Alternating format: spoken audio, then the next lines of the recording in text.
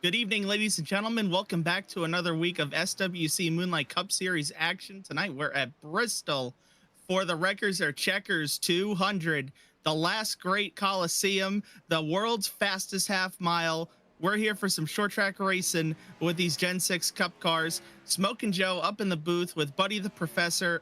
Buddy, oh boy, we got some short track racing tonight. Yeah, it's going to be super excited. I know, or super exciting. I know we were talking about pre-race here, talking about the lights not wanting to come on there for a little bit, and it does look like we finally have the lights on. So 200 laps around this track tonight. It will be an exciting one, I think, with the short track, door-to-door, tempers flare. This track typically makes some people upset, so we'll have to see how everything shakes out once we get to the end tonight.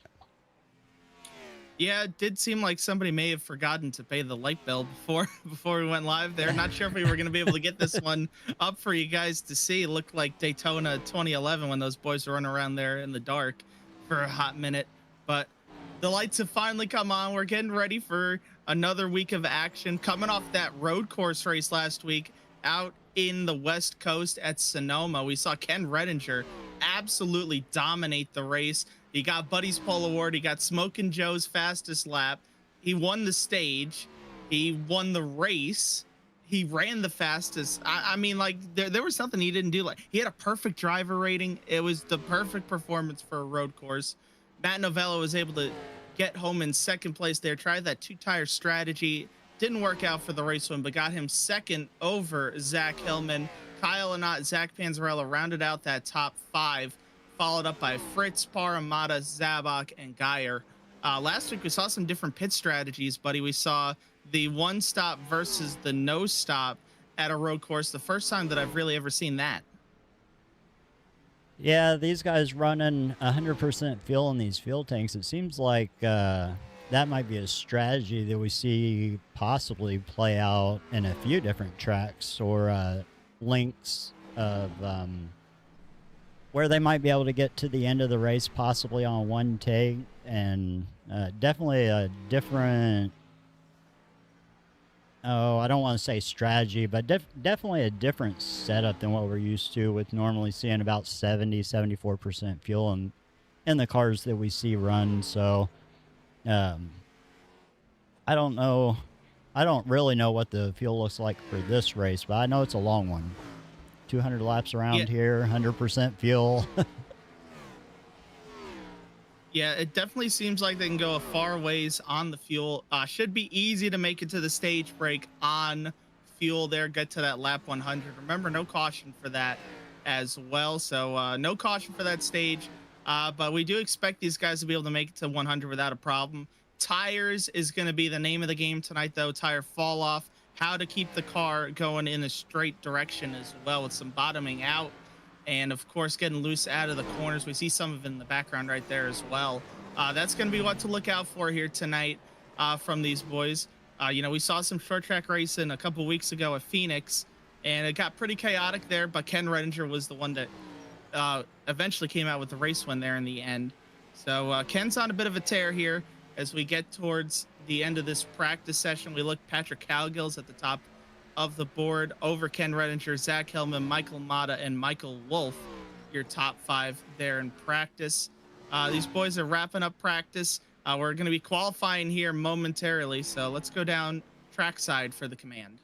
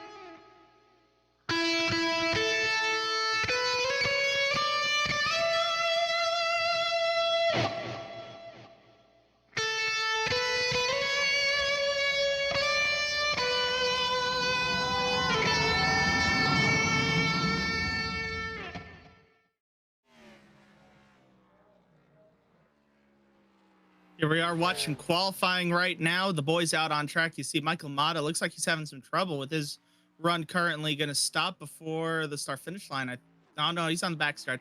So Michael Matta having some trouble here with his quali run. Looking at some other boys out there. There's Jay Stinson, hometown favorite. He's currently P3 on the board over Michael Wolf, who's fourth. Guys really flipping, flopping around right now. Michael Wolf was momentarily at the top, just to be surpassed by Matthew Fritz right after. Those two with very close lap times. And that's going to be the name of the game here in qualifying, is close lap times. You can see Matthew Fritz coming out of turn number 4. Actually, he's going down the backstretch. Yeah. I don't know what's going on there. I think the times are being a little funky. Matthew Fritz looks like he's showing 15:02.7. So looking at the scoreboard, it's being a little funky. But we're all good here. I don't know what's going on there. Say a 15:03 for. Not 100% sure what's happening with the timing. Oh, well, that's gonna completely knock that out of the water, though. There's Patrick Cowgill with a 14:8.83. That's one of the faster laps that we saw. He was the fastest in practice, so we did expect to see that out of Patrick here. That'll put him on the pole provisionally at this moment. Watching Danny Sanchez, another good short track racer, come out of turn 4 across the start finish line. Right there, it looks like he is gonna stay in P4 as he brings it down into the pits. The one thing I saw on the agenda for tonight there, Buddy, was that we are going to have a single pit road. So that means the guys got to enter coming down and the entry of turn 2, go down the backstretch pits, go through 3 and 4 on the apron, come around to the front stretch pit, then out of 4, go through the pit road, and then exit in the blend out of 2. Buddy, that's a big difference in terms of time lost on pit road. You know, we could be seeing guys lose 2-3 laps. Oh, yeah, especially if they have to pit under green flag conditions or whatever. Can definitely lose a whole lot of time. And a track like this, as long as it cycles through green, it's kind of, it works its way out. But if you have a caution in the middle of those pit cycles or whatever, it can be a night ender almost for a lot of the guys that get trapped those multiple laps down. Yeah, that's what I'm concerned with these guys, is what kind of different pit strategies are we going to see, just because everybody's going to be just so concerned if there's a caution. You know, you try and do a short pit, you can make up a lot of time, but you know, you fall 3 laps down, you're so vulnerable to a caution, causes a lot of chaos in the running order of the field. Right now, we're looking, not a lot of guys are putting down qualifying times.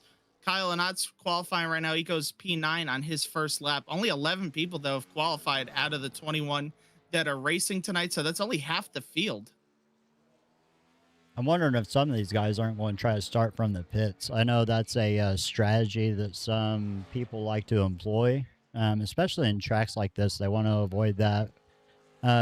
Lap 1, turn 1, wreck fest usually. Sometimes it works out. Sometimes it puts those guys that start in the pits kind of behind the 8 ball a little bit if they don't get that early caution. And then you kind of got to hope for the best. And it's even scarier because thinking about how long these guys can run on a tank of fuel. Yeah, exactly. Only 12 guys put down a lap time officially there. Chris Cowgill was able to qualify 11th right there at the end of the session.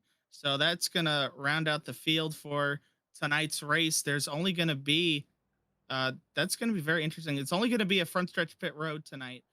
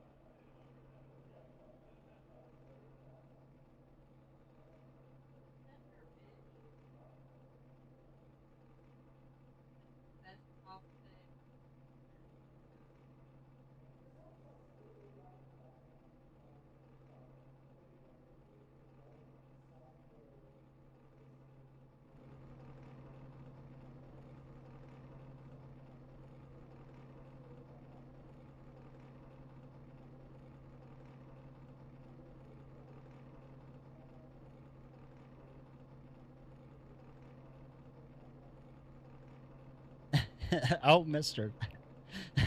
Joseph Opus right there.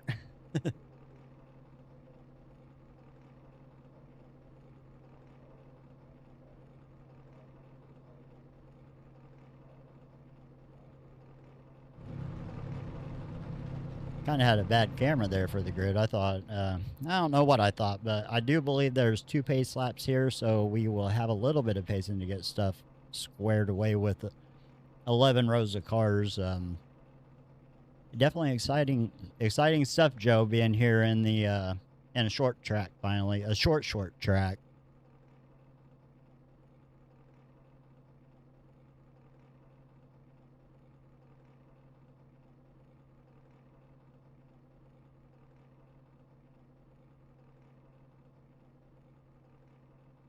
All that kind of stuff. So right now we see guys talking about where they want to be on pit wise. You know, are they on the front stretch, the back stretch? Everybody should be on the front stretch here, to my knowledge. So that shouldn't be a problem. Should be 2 pace laps here, as it is a short track. So we'll see. I would imagine that's the case, even though the pace lights are off.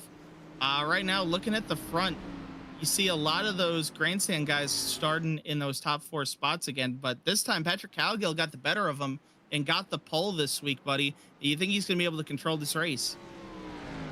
I think if he's able to jump out in front and control the race, that is definitely a strong possibility, knowing him. And you're talking about some of the grandstand guys being up here in front. They're also 1, 2, 3 in the points.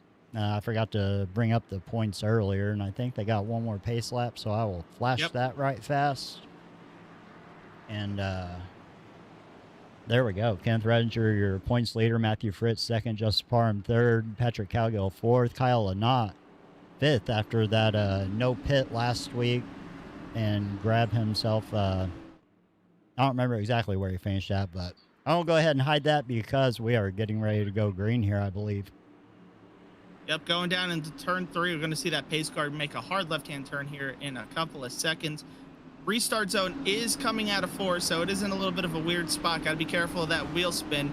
Initial start goes on the flagman here. Let's see what happens as we roll into the box, and away we go. Patrick Cowgill doesn't really get a good start. Gets a little bit of a bump from Parham, but he's able to get away good from 2nd, 3rd, and 4th gears right there. Get away from Ken Redinger. Redinger now under attack from Parham. They're going to settle into line, it looks like, into 2nd and 3rd.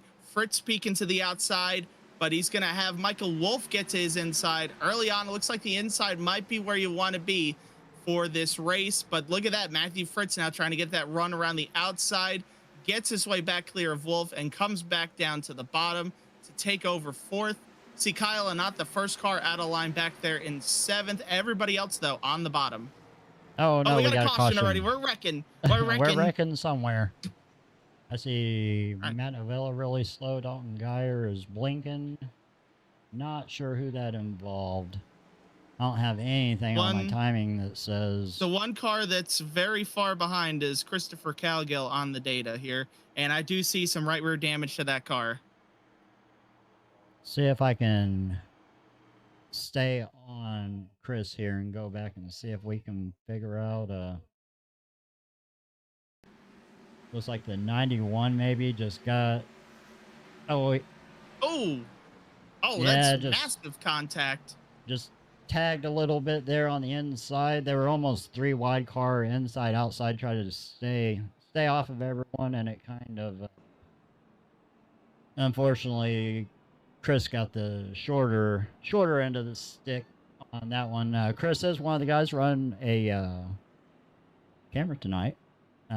We got Chris Cowgill running a camera. We got Dalton Geyer running a camera, and Patrick Cowgill, as long as he turned it on. And it looks like he had... Oh, there he is. Yeah, he turned it on. There he is.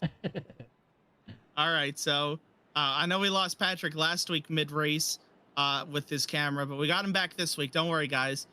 Great to see Dalton Geyer get involved, get his camera up there as well.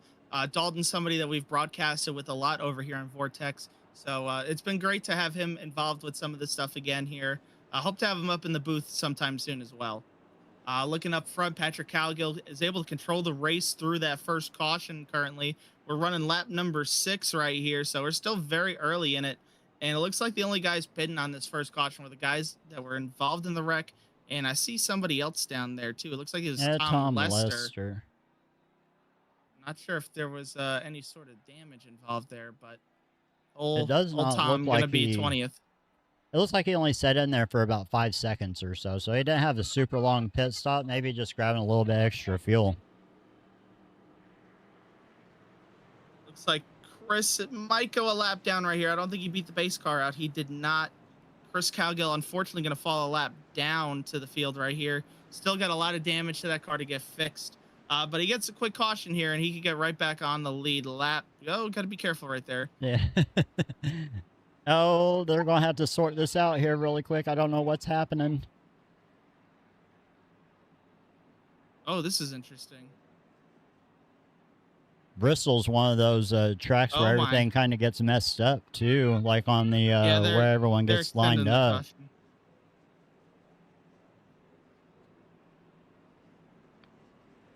Yeah, so it looks like there was a bit of an issue. iRacing had some sort of a problem with the sorting out there where Chris came out of the pits there. Didn't beat the pace car out, but he did beat third place out of the pits. So it was telling Chris to get in front of old Justin Parham right there. So an extra pace lap here. Some of the crazy stuff you see at Bristol. Yeah, it's always something at Bristol, it seems like. Messing up the order. All kinds of people starting single file. I think we've seen it all. Hopefully we don't really see it all tonight. Patrick Cowgill get a start from the inside, Ken Redinger to his outside. Patrick can have full control of this restart. Let's see what he's able to do with the control coming through the box. Gets away very, very well that time. No sort of hiccups at all. Gets multiple car lengths. Ken Redinger going to try and clear down on his teammate there, Justin Parham. They're going to clear second, third, and fourth with Fritz. You got Danny Sanchez trying to make a move around the outside to get into the top 5, potentially up to 4th. Really rolling the outside here on this restart. Got to be careful to not use the tires up, but you can see right there, Danny with a huge run. Gets a little bit loose. Got to be careful up there. He definitely got really loose up there on the top. You can make up a lot of time like we see Danny here kind of moving to the front, but that's going to... if he stays up there and all these other guys running the inside line, that can be detrimental to the tires. So it'll be interesting to see how long Danny opts to stay up there. I know it takes about 15, 20 laps or so before you really notice the tires, but I see a majority of the field here trying to wrap the bottom, conserve the tires, talking about a long fuel run. You really got to extend those tires. And I think the whole field is single file right now. A little further back, Jordan Finnegan and it looks like Brandon Wybera are battling hard there for a spot inside the top 10. You can see them side by side. It looked like Wybera was trying to get to his outside earlier. Now going to get to his inside here. Finnegan going to the high side. Kyle and not right behind them, along with Jay Stinson, Cody Matthews in tow. Right now, there's a bit of a break from that 11th place car back to 12th. So it's got some packs starting to form here. You got this pack from, looks like 6th on back right here, starting up with Michael Wolf back to Cody Matthews. And then Michael Matta's leading a second group of cars from 12th and the 13th. They're actually catching up as they're getting a little tight behind them. Jay Stinson under attack from Cody Matthews for that top 10 spot. Looking at Matta and Lollis now catching up. So field starting to accordion from 6th on back as Ken Redinger is trying to close back in on Cowgill up front. Got a second lead now for Patrick. Looks like Christopher on the other end, though, is not having any sort of luck today as he's on the apron going a second lap down right now. Oh, yeah, fighting. Looks like he's making his way back down pit road. My data is saying that he is currently recipient big contact of between Cody Matthews and Matta there. Oh, where are these guys at? Cody and Michael were rubbing doors in the corner. Matta ended up in the wall, and it pushed him back to 13th. Cody back up to 11th in front of Lollis. Now Matta trying to run the outside to get his way back up there, but most everybody is wrapping that bottom right here. Looks like another car coming down pit road there, buddy. I'm not sure who that is. Somebody else on pit road though now. Dalton Geyer. Not sure. Oh, he's showing a meatball flag too. Dalton and Chris both. Definitely, probably one of the things that happens here. Yeah, on the exits of these corners, that outside wall sneaks up on you, and it's really easy to break the right side of the car. Yeah, especially in this car with the sheet metal the way it is, very easy. I mean, it may not be a suspension brake. For all we know, it could be that it caved in that right front fender and blew a tire. It could happen that quick around here with that kind of stuff. Looking at Michael Matta, there he goes around the outside of Wybera, trying to get back to 11th. And it looks like he's going to be able to get that pass done around the outside. Ken Redinger starting to close in on Patrick Cowgill back up front, though, starting to really reel him in here. Patrick's running about a lane off the bottom, and I think that's giving Ken this clean air because Ken's wrapping right on that yellow line. Yeah, we see Redinger down there on that yellow line, a little bit of sparks shooting out of the car. Ken drifts up a little bit this time, going to get a little bit of dirty air off the back of Cowgill.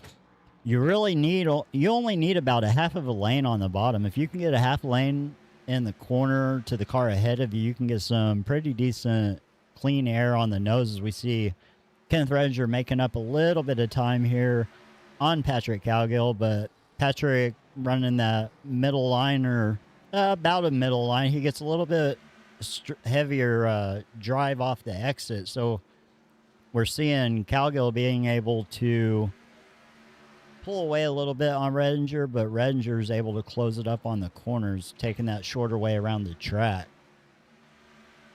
I'll tell you what, I'm looking at this battle a little further back. 12th place now, Zach Hillman, and now you got Matt Novella trying to get through as well. He got the wall, trying to get by Wybera for 13th. You got Lollis right there as well. These guys battling hard for these spots. You can see there goes Novella peeking to the outside, but not able to get it done. He's going to cut underneath, going to go for the up and under move, and that is going to get him side by side now with Wybera, and Wybera gets a little tight center corner off. Novella clears for 13th for now, and now you can see, oh, Brandon going to push up into the wall and lose 2 spots right there. Able to keep it under control, though, and now Zabok to his inside as well, so he's going to fall all the way back to 17th, lost 4 spots by one little wall tap.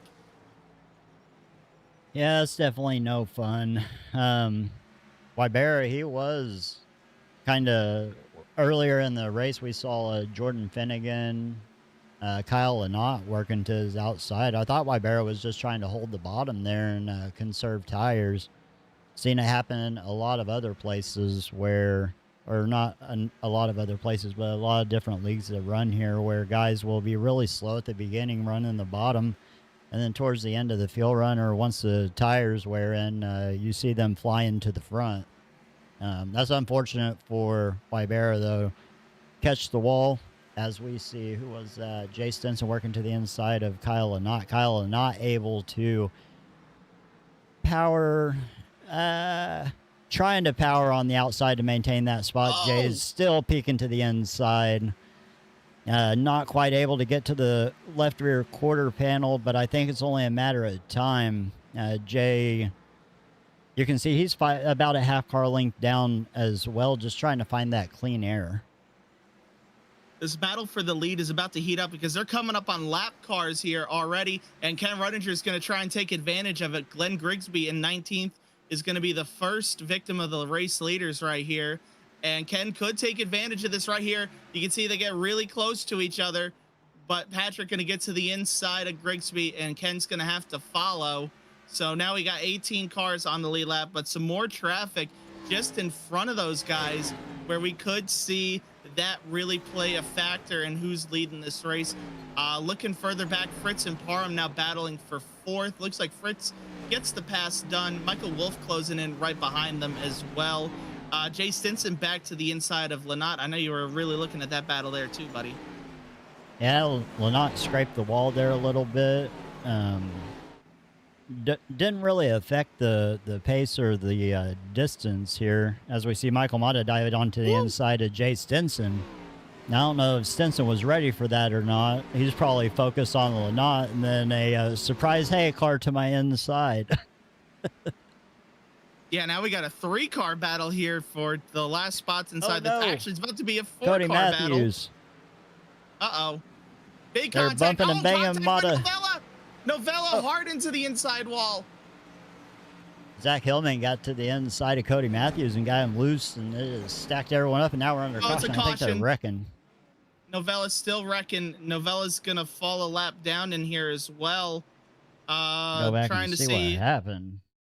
Yeah, a lot of cars. Because losing a this lap right there. happened, this happened way ahead. Novella's just an innocent bystander of this right here. I think it was Cody Matthews. Yeah, right here. Just dives it in there, and Novella's in the wrong place at the... Yeah, Oh. Matthews tries to come back down, and that catches Novella. And he's backwards on the track trying to get it straight and turned around, and whew. Exciting racing there. Does look like everyone. There maybe is not a lot everyone. of chirping across the radio right there. Heard Hillman chirping a little bit. Maybe something with him and Matta, something with Novella. So we're only on lap 43, and the boys are already having some beef down here. Speaking of interesting stuff going on, it looks like we have somebody stay out there, buddy. Wait, did Kyle not? Kyle not stayed out? Oh, no. I think Glenn Oh, Grigsby no. stayed out as well, but I think that's just to get the wave around and get back on that. Wait, what? I was Lead about to say, lap he's not here. letting him have it. I was going to say, hold on a second. But yeah, Kyle not opts to do the opposite of the entire field and stay out here. As we see, Danny Sanchez going to be our first car off. Michael Wolf makes up 5 spots off of pit road. Those don't look like tire pit stops. Not with these cars. 6.8 seconds in the pit box. Yeah, those are fuel stops right there. So Sanchez and Wolf going to take fuel only. Everybody else going to take 4 tires, it looks like. And then Lynott decides neither fuel nor tires. So he's going to take over the race lead. So 3 guys at the front on 43 lap old tires compared to everybody else who's going to be on freshies. We did see last night at New Hampshire, Kevin Kyle, our own Kevin Kyle, stayed out on old tires in New Hampshire, and it did not end well. So I can't imagine that it's going to end too well at this track either. Yeah, they're almost 45 laps into this. Only our second caution here, so a majority of those laps is under green. And Kyle Lynott, he was one of those cars that we saw kind of running the outside a little bit, more than anyone else. Be interesting to see. Oh, I did not have my timing right, but we are green here at Bristol. As Kyle Lynott able to, Patrick Cowgill going to make quick work of him on able to get around the outside of Kyle Lynott. Danny Sanchez looking to the outside. Michael Wolf to the inside. They were 3 wide there for a second, but they have it sorted out. Daniel Wolf still working the inside of Danny Sanchez for the 3rd spot as we see. Oh, we got a wrecker. Zach Hillman's around Jordan Finnegan into the back. They're wrecking further up. Cody Matthews makes contact. Tom Lester involved. There's cars spinning further up the track as well. I saw the 3 of Zach Hillman. Man. He got very loose there at a turn number, what was that, turn 2, I think, Yeah, and then wrecked down the backstretch. Yeah, he got loose. I saw it at the back end of the camera view watching Wolf and Sanchez battle. Right here is that in a horrible camera angle. But got loose on exit, tapped, and just up into, oh man, everyone just piling in there. And Bristol's one of those tracks where whenever stuff happens, it happens fast. That's going to be a lot of damage to those 4 cars there. So Hillman going to have a lot of damage. We're going to see damage to the front end of that 06 of Lester. Damage certainly Lester. to that 10 car of Matthews as well. And Kyle Zabok, I did don't know opt if to. yeah, Kyle he had Knott's enough of coming those down tires. pits. He did not like how fast that. Tom Lester does have a meatball, as well as Cody Matthews. Yeah, those two had But hard contact in that wreck. You know who decided though to stay out? I mean, did Sanchez come in pit? Okay, he did. Okay. All right, I think everybody's taking tires at this point. Yeah. I think lesson learned there to not stay out on 40 lap old tires from everybody right there. So I think the only car that I see that has not taken tires is their last pit time is Michael Wolf. He's at a 6.8.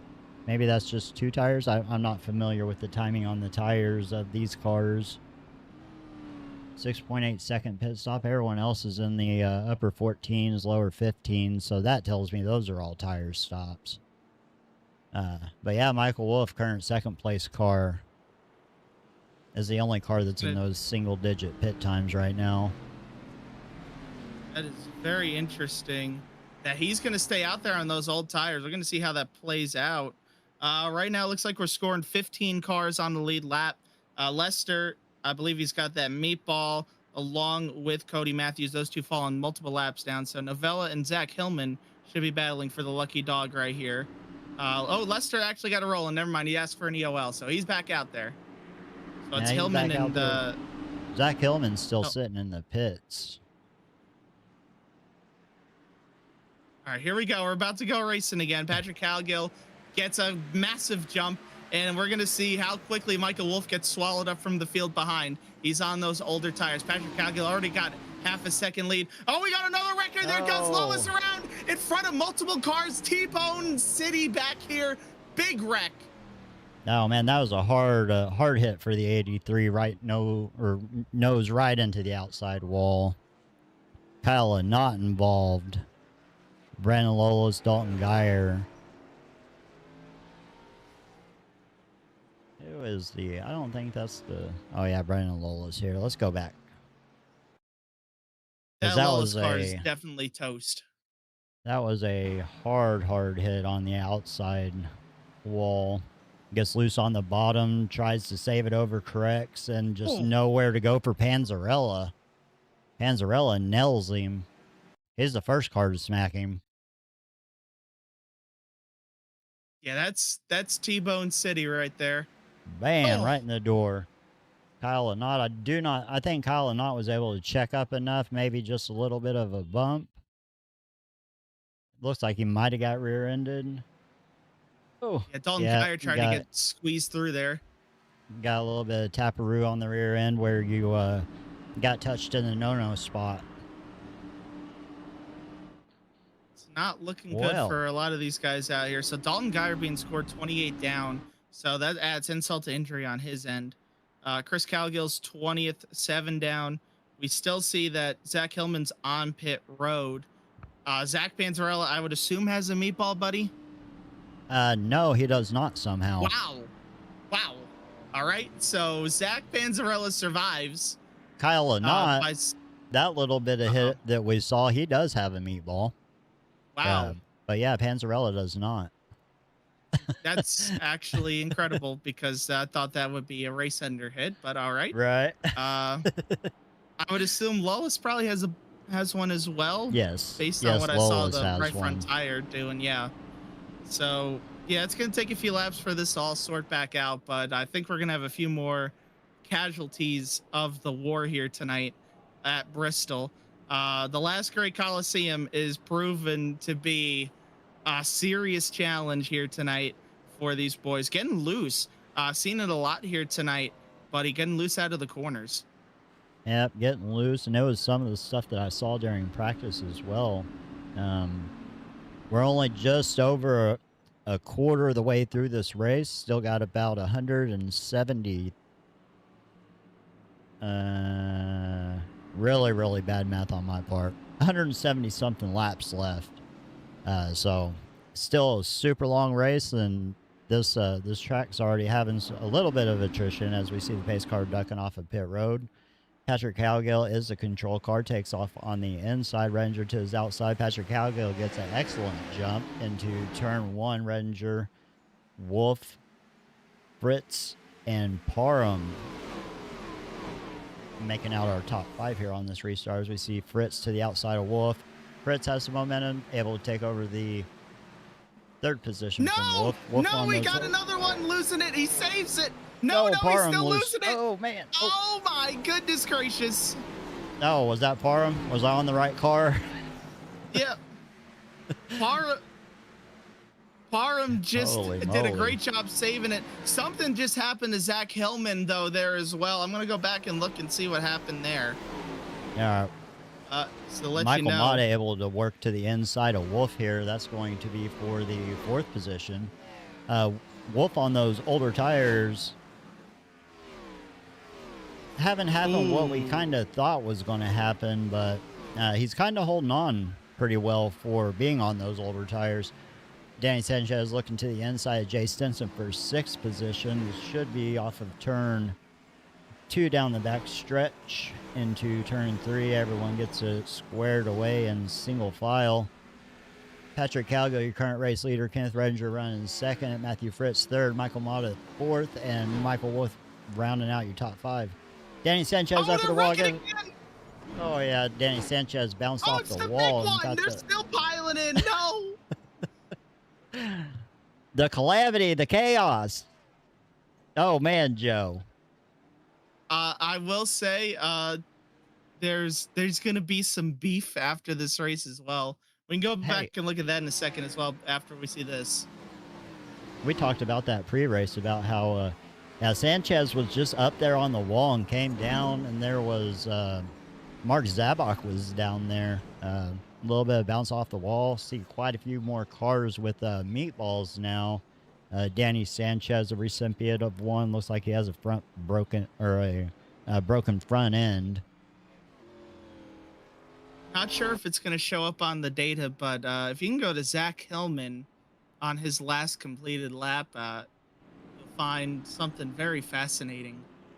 Zach Hillman. Oh man, there was some beef across the chat, and was it before or after he entered pit lane, or is why they were under? Yeah, it was before they entered pits. We'll just go here. We'll follow. You're gonna have to re-roll it backwards. You're gonna have to roll it back. Okay. Yeah. All right. I saw when it happened. You'll see it. You'll see it when we rewind. Oh yeah, here we go. Oh boy. The fireworks are flying at Bristol. Remember, these two had some trouble earlier in the race, and that's the end of the trouble. So it's like a reverse order, because that kind of happened. I think Cody Matthews was the delivering party on the last one. Yeah, Hillman definitely that was has that broken right front. Whew. That's what Bristol does to you. Yeah, they were chirping across the radio. If this was real Bristol, I think there would have been the Ward Burton throwing of the shin pads at the car after that one, because Pop out, throw your neck brace. Throw whatever you got. Yeah, exactly. Oh. Get down here to where everything's updated. 2x2 here. Patrick Cowgill still our leader after 60, coming to 66 laps. Yep. So we're a third of the way through the race, and we've lost a third of the field on the lead lap already. So we still got 13 out there that are running on the lead lap at this. Actually, now we're down to 12, as Glenn Grigsby's going to try and catch up before the pace car ducks off. And Michael Wolf's still out there on these old tires, so we're going to see how that plays out for him. He's been able to stick around, but right now still in 5th. But Patrick Cowgill still leading right here. Here we go. Patrick Cowgill gets another great jump, gets away from Ken Redinger, but not as much as last time. Ken going to be able to sneak in right behind him. Matthew Fritz going to get 3rd, 4th to Michael Matta, who's going to try and immediately make a move up the inside of Fritz for 3rd right there and turn it around. You can see Jay Stinson gets around Wolf for 5th, who's trying to hold on those older tires. And now you can see Fritz clears Matta for 3rd.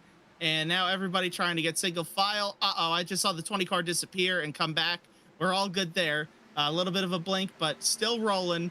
And we still got 12 cars on the lead lap. Wybera working to the inside here on Jordan Finnegan for 7th place.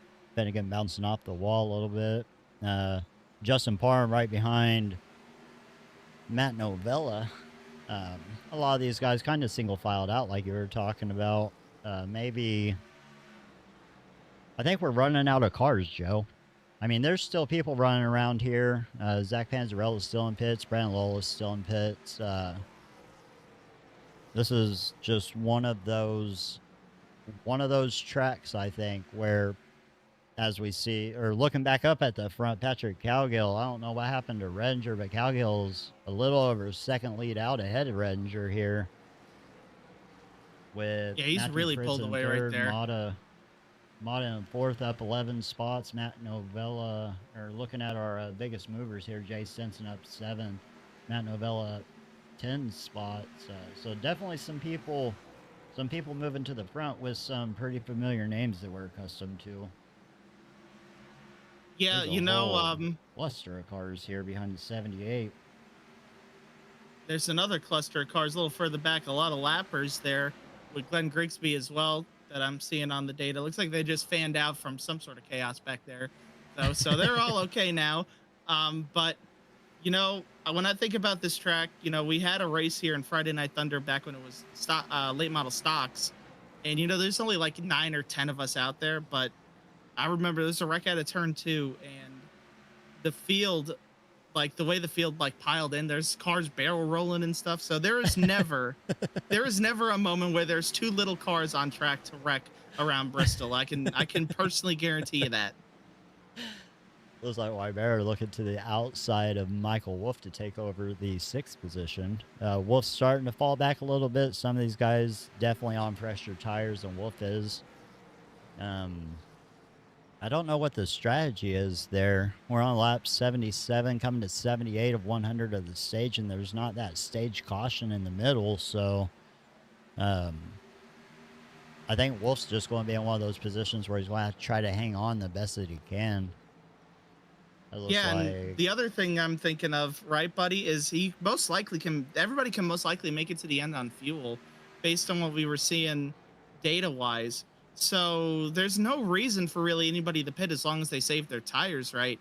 So if Wolf pits, he's going to have to try and make up 3 laps on fresh tires, which I just don't think is going to be possible to do that. You know, you're talking about how Patrick Cowgill got out to that big lead. You know, sometimes we get out to a big lead at Bristol. It's kind of like fool's gold because, you know, sometimes you may be pushing the tires a little too hard. Not sure if that's what happened here, but Ken Redinger's got it back down to half a second. And those two have pulled away from everybody else behind. So we're going to have to keep an eye on that and the gaps to see who's really saving their tires the best here if this thing goes long. Patrick Cowgill, Ken Redinger here working around the... Oh, who was that in the 06? Was that... Tom Lester. Tom Lester working around him. So Patrick was dealing with a little bit of dirty air there as they're caught up to him and worked their way around Lester. Looks like I'm looking through the Justin Parham has recovered quite a bit from his little loosey-goosey experience and dropped back quite a few spots, worked his way back up to 7th spot now, looking looking to the back bumper of Wybera. I think Tom Lester might have gotten the wall a little bit there and is falling back around lead lap cars. I think he's now on the apron. Oh, yeah. Going slow. Way off pace, making his way into pit lane, it looks like. Going to stay green here. He is able to get onto pit lane, but he himself has a meatball flag. So that outside wall is definitely breaking these right front wheels, right sides of the cars. Ken Redinger right on the back bumper of Patrick Cowgill for the lead. Redinger looking to the inside, does not. Patrick gets a little bit loose. Ken looks to the outside, able to get side by side with Patrick Cowgill. Ken should have the drive on off the exit. Still side by side, door to door, coming off of turn 4 down the front stretch. Start finish line right there. Ken Redinger leads that lap. Ken Redinger able to make his way around Patrick Cowgill and clear him for the lead. So new race leader on lap 88 of 200. Yeah, Ken Renger gets back to that race lead. Got to be careful with all the different, you know, tire strategies, all that kind of stuff going on here. So right now, Michael Wolf is about 2/3 of a lap down back there in ninth. He's trying to hold on there to some stage points here, because remember, those top 10 going to get stage points here tonight. And right now, he's battling with Jordan Finnegan for that final point. They're in 9th and 10th right now. So you got Kyle Anott back there in 11th. He's a little too far back, though, I think, to get it into that battle to get back into the top 10. So Brandon right now Lollis we're coming looking back down pit road. Yeah, Lollis, I think he's still struggling with his car. You look up front. Here comes Zach Panzerella, fresh car, 25 laps down. Gonna try and get one of them back here. Get one of those laps back. Let's see if he's. I don't think he's gonna make up. It's gonna be hard to make up a lot in order to really get back into this thing.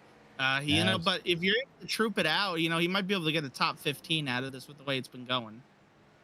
No, yeah, it seems like everyone's pretty spread out here. We do have a couple battles. Jordan Finnegan, Michael Wolf. Jordan Finnegan looking to the outside of Wolf.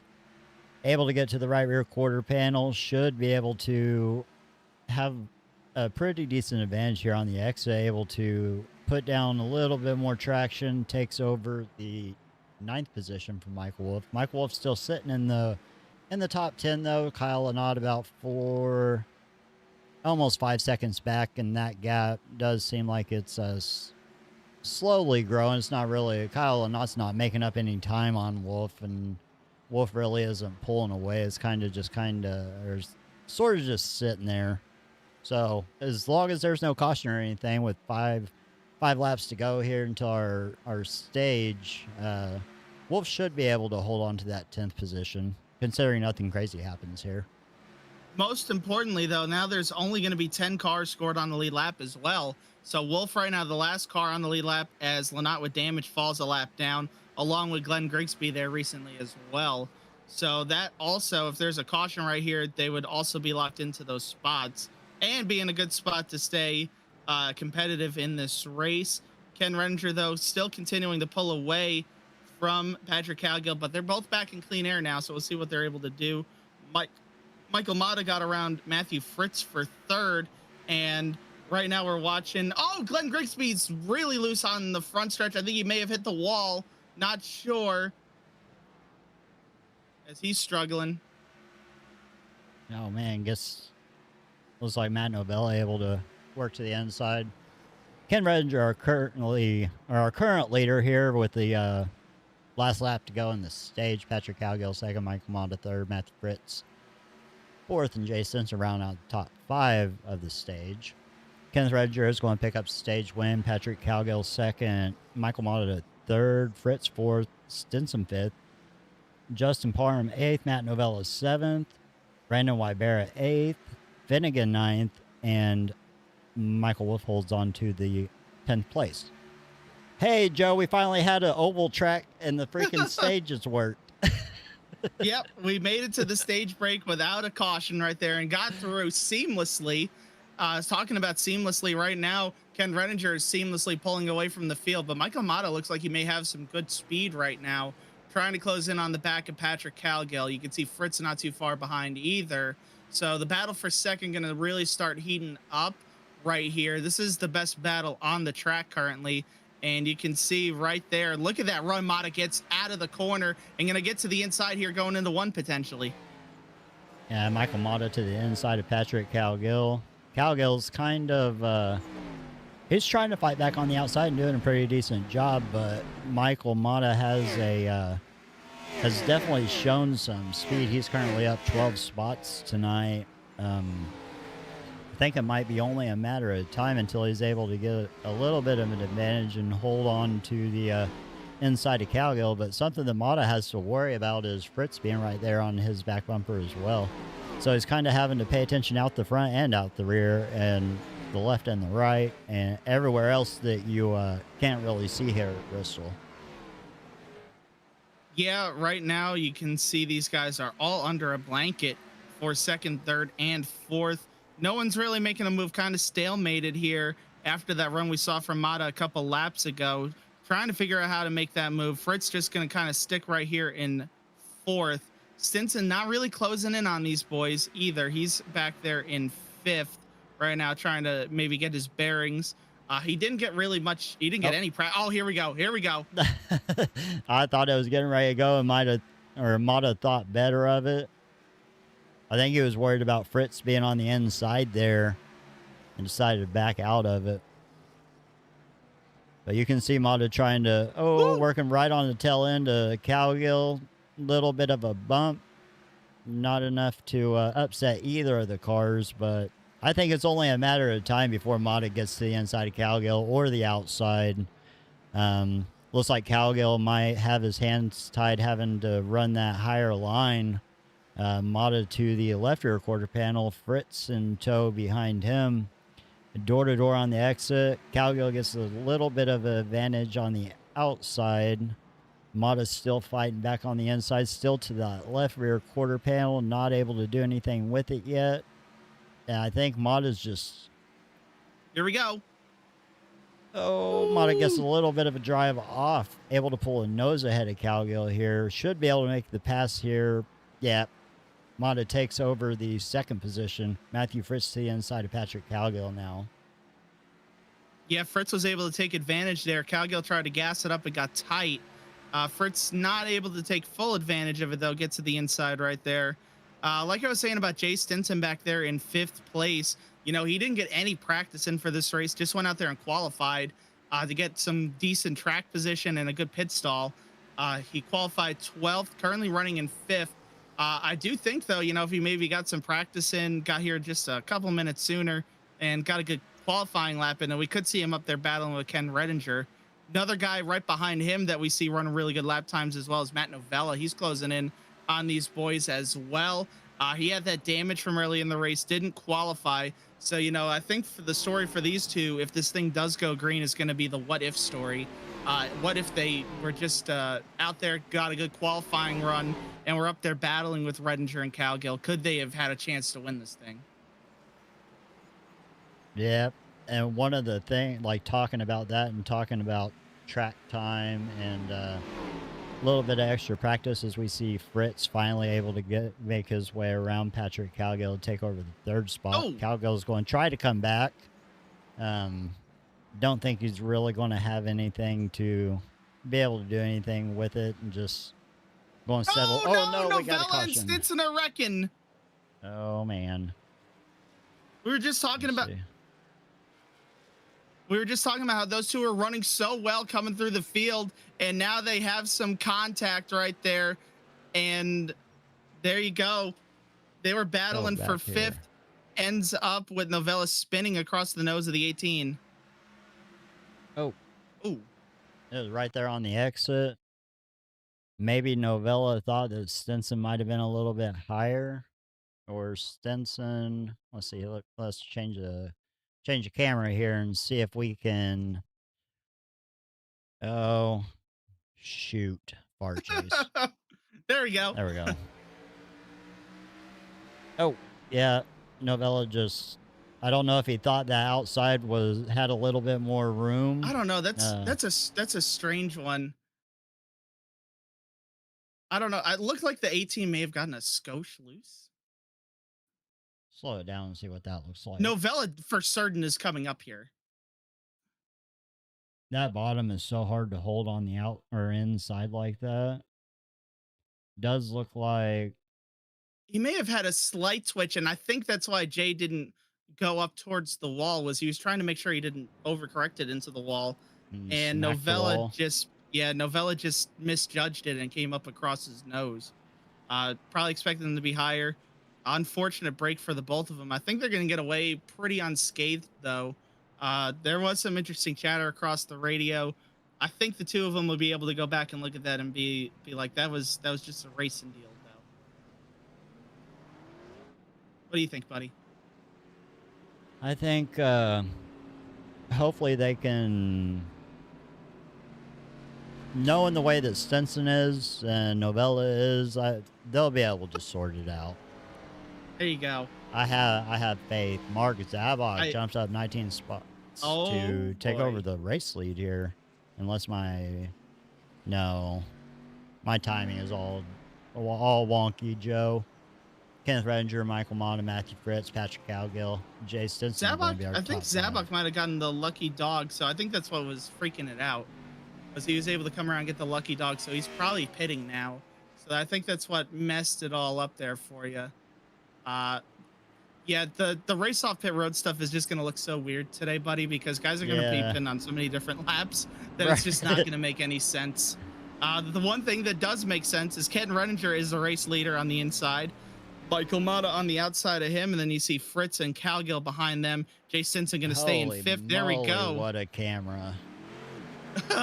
What a camera view once again as Ken Redinger gets away from Michael Matta on this restart. You got Fritz, Cowgill side by side for 3rd. You got Stinson. He gets clear for 5th right there. You got Parham and Wybera right behind him. They're getting tight. Stinson going around, and now right Stinson's in the wall. No. No right caution. Parham, no caution. Caution there now. it is. There it is. Caution. Zabok is hard in the inside wall. That's where the caution was officially brought out. And there was a lot of chaos right there. I was going to rewind it because I do think this is... Oh, yeah, there was... Looks like the... Oh, Jay Stinson is not happy. Oh, my goodness. Oh, my goodness. Uh-oh. Oh, the Mark Zabok deal wasn't super crazy or anything, but I gotta go. Is it something bad that happened, Joe, or was it over comms?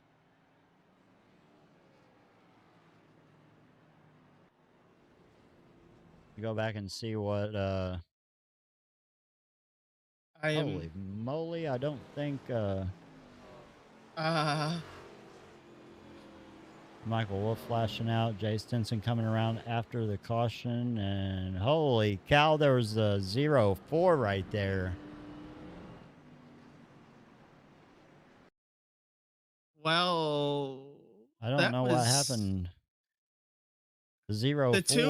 Well, yeah. That's where the wreck start. Yeah, there was. Okay.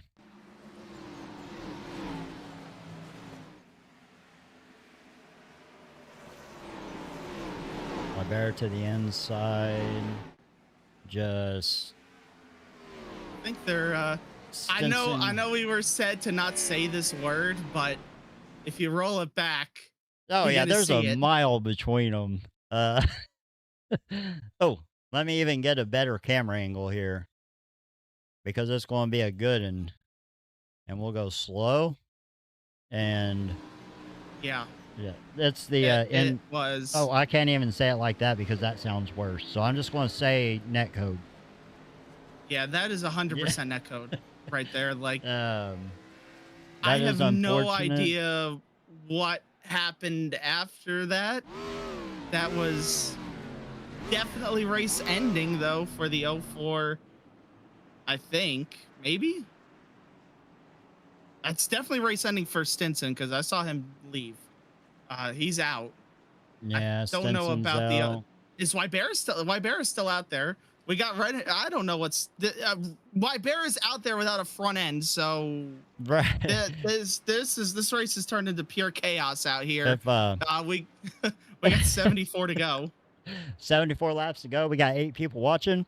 Fireworks at Bristol. If you're liking what you're enjoying, we're about to go green flag, and I'm sure the shenanigans is not over yet. Pace car off down pit road.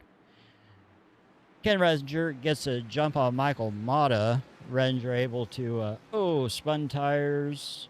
What is happening? We're already on caution. Yeah, they just threw a quick yellow right there. The caution was extended. This is, oh my goodness. Okay. The race is devolved under this caution period. All right. So extended caution. We'll throw the Oh, I'm showing all kinds of. Oh no, they're. Oof. It's. I thought the whole field pandemonium out crashed here because they're waiting for the pace car. In either case, if you're enjoying what you're watching, we're only on. What is this? Week 6. Yes, week 6 of the SWC Moonlight Gen 6 series, right here on the Vortex Racing Network. My name is Buddy, the producer, and I'm here with Smokin' Joe to bring you the action live from under the lights here at Bristol.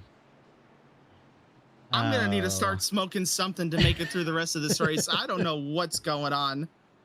We do see this the race 0-4 coming back down the pit road here. Yeah, there's no way that car is going to be able to roll. Novella's in the pits. I don't know what's going on with him. He's coming out. The He's Mark trying to get damage Zabok deal, that was from a checkup on the 04 and Jay Stinson ordeal. So that's what happened to Zabok. Try this again. Pace car down, off. This time we're really green. Oh, Fritz spins the tires a little bit. Patrick Cowgill able to... Fritz almost gets ran over by the number 20 of Michael Wolf. Kenneth Redinger able to pull out to the lead. Patrick Cowgill looking to the outside of Michael Matta. We're getting a little bit later in this race, Joe, where these guys might be okay with using this outside and not trying to extend the race or stop the pit stops or take the extra pit stops or whatever. So if you got the tires now, you might as well just rip the outside and use them, I think. Yeah, there's not that many cars on the lead lap, and there's really not any cars that don't have any sort of damage at this point. So this thing pretty much is just grip it and rip it at this point, especially if you get these cautions. As I would say, smoke them if you got them, because man, you might as well just start using them up here. There's only going to be, well, we're coming to 67 to go this time. We're looking at the data. I do see some guys down in pit road. Looks like Danny Sanchez down there, maybe getting some damage repair. Brandon Wybera now officially out of the race as well. So it looks like whatever happened there in the caution has also ended Wybera's day, as now maybe Sanchez could potentially be in some serious trouble too. Yeah, I'm trying to figure out what this icon means on Brandon Wybera. It's just a white X. And I don't know, like, where the meatball flag shows up and stuff. I don't know what the white X means. That might be, he may have been out there with his meatball and got disqualified, would be my assumption. Oh, no. Chris Cowgill coming back down the pit road with a broken right front tire and another meatball tonight. So that's what it was. So what happened is Wybera had that meatball there, buddy, and he ran too many green flag laps on it, and it disqualified him out of the session. Definitely some attrition happening here. We do still have 10 cars on the lead lap. Kenneth Redinger is currently our race leader still. Patrick Cowgill second. Justin Parham able to recover from getting loose a little bit earlier in the race, running in third. Matthew Fritz, his teammate, running in fourth. Michael Matta up 10 spots, rounding out our top 5. Michael Wolf has to like to see this. He's currently running in 6th. We saw him hold on to the best that he could on those super, super old tires. And looking at his pit time, it is safe to say that he's probably enjoying his car a whole lot better than he was before on 4 tires. Jordan Finnegan, 7th place. Glenn Grigsby kind of had an up and down night. 8th place, still holding on to the top 10 though. Matt Novella 9th. We saw him kind of collected in checkup from the last incident, and then Mark Zabok in 10th. Rounding our top 10 tonight here at Bristol Motor Speedway. And we still do have one car, even though we got a lot of lappers out there. Kyle Lynott, if he grabs a caution here, would get back on the lead lap with that lucky dog if he wasn't involved. Everybody else is multiple laps down on back. And I know we were talking about how Zach Panzerella was out there. He was 24 laps down. He's got it up to 23. His quest to finish top 15 is 10 laps away now, buddy. He's got 10 laps right now to get 2 cars in front of him out of the race to be in the top 15. So like I was saying earlier, all you got to do is just survive, you know, all the incidents that happen. You can get a decent finish out of it. And Bristol's one of those tracks where I don't really want to... It's a short track, so your aerodynamics and stuff like that. Even with a broken car, you just stay out and track and do your laps. And usually, Bristol is a place of attrition, as we see the number 11 of Mark Zabok up there on the wall again. Redinger, Cowgill, Parham, all able to make it around. All He's right, Matthew struggling. Fritz to the Something inside. might be broke on that car again. Yeah, he's definitely struggling a whole lot as we see just everyone making their way around on the inside. Does look like the angle of that right front wheel. I don't know if I'll have a decent camera angle to actually look at it, but that angle on the right front wheel looks kind of not normal. Cody Matthews up there. Kenneth Redger going around the inside of Matthews. We saw him in a couple of exchanges earlier in the race as well, which is kind of the story of tonight, I think, Joe. Whole bunch of action, a lot of, I don't really want to call it give and take, but I want to say send and receive. I don't know how else to put that, but it's like in the pre-race we were talking about tempers and how this track is just this track, Martinsville, New Hampshire. Any shorter tracks like that is really easy to get super frustrated and let your emotions win, which is unfortunate sometimes, but it definitely does happen. Talking about certainly unfortunate to see that. Talking about league racing and stuff, we all want to do pretty decent. We like to have fun too, but we're also all super competitive. So it's just, I'm not saying it's an excuse for stuff like that, but we see it all the time in real NASCAR. So it's kind of like the nature of it, I guess. I don't know how else to explain where I'm going with that, but I'm pretty sure you know what I'm talking about. Yeah, it's always difficult situations. Short tracks do tend to bring out some emotions, and we've definitely seen that tonight. It's going to be a lot to go back to for everybody to unpack after this race. Hopefully cooler heads do prevail in the end once again this week. Right now, looking through the field, 9 cars on the lead lap. Everybody's spreading out pretty good. We got 45 laps to go. Buddy, I think we might be safe to do a crank it up tonight. Yeah, I think so. We'll go over to that, and then I got empty use the restroom anyways, so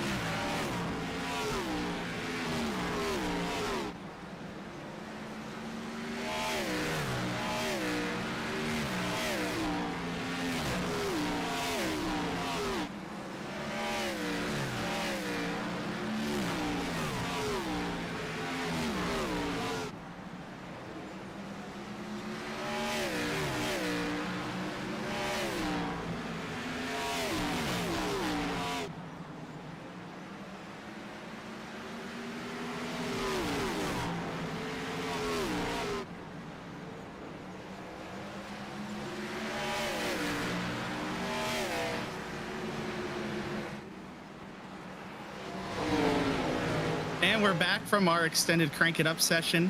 We've been watching Ken Redinger pull his lead out by a good amount here, getting through that lap traffic very efficiently over Patrick Cowgill, now up to almost 2 seconds back to Cowgill in second. And then you got a battle going on for third that's starting to brew. You got Matthew Fritz starting to close up on Justin Parham for that third spot. And then behind them, you got another battle that's starting to brew. Michael Matta, Michael Wolf for that fifth spot. So two really good battles going on in here inside the top 5. Still got 8 cars on the lead lap.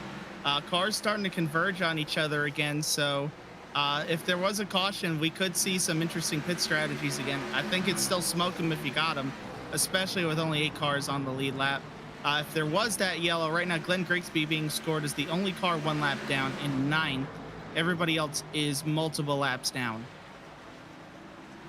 Yeah, I think you are right on the smoke 'em if you got 'em type of thing. These laps click down really quick here.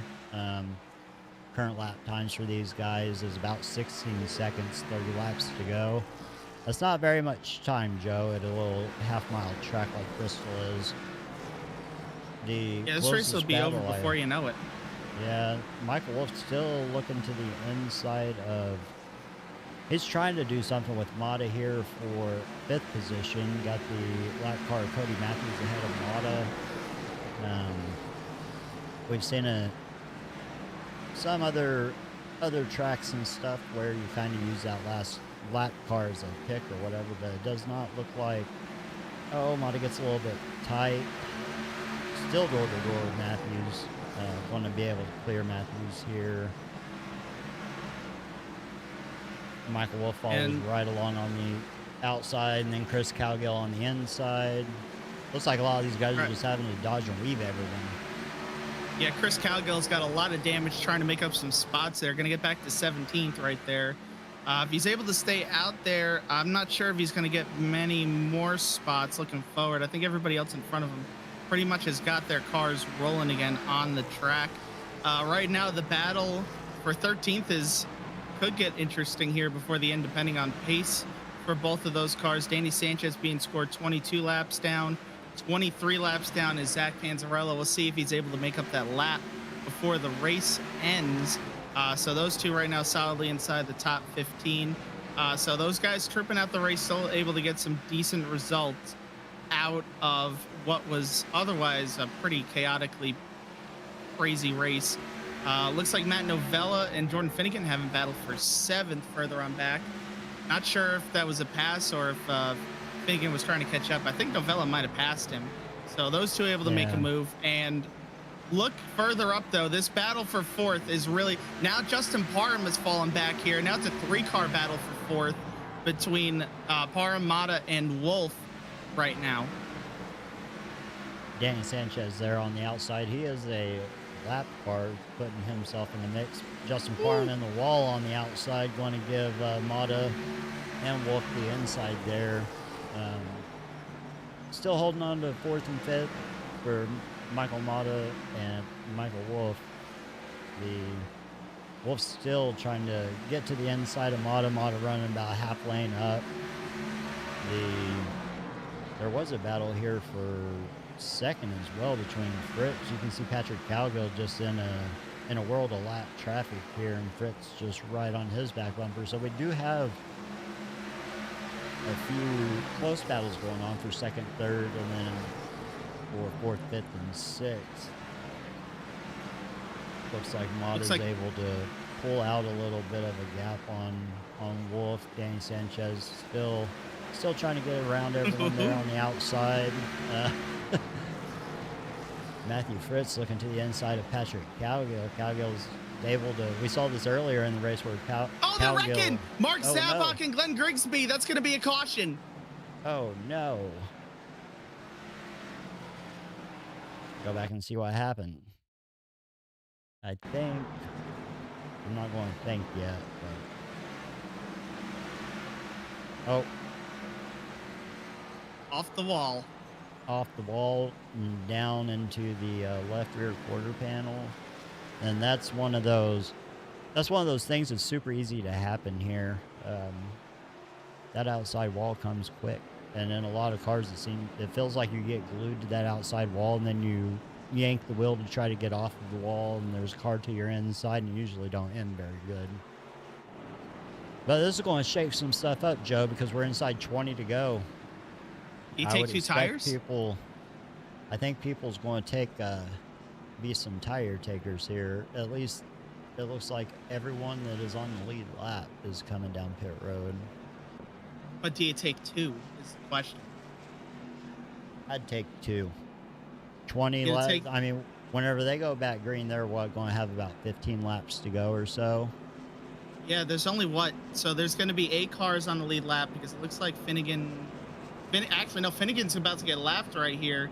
So there's going to be 7 cars on the lead lap. So 2 tires here. If you're able to keep the car in good shape, you could end up either winning the race or finishing 7th. Yeah, here we go. There's 1.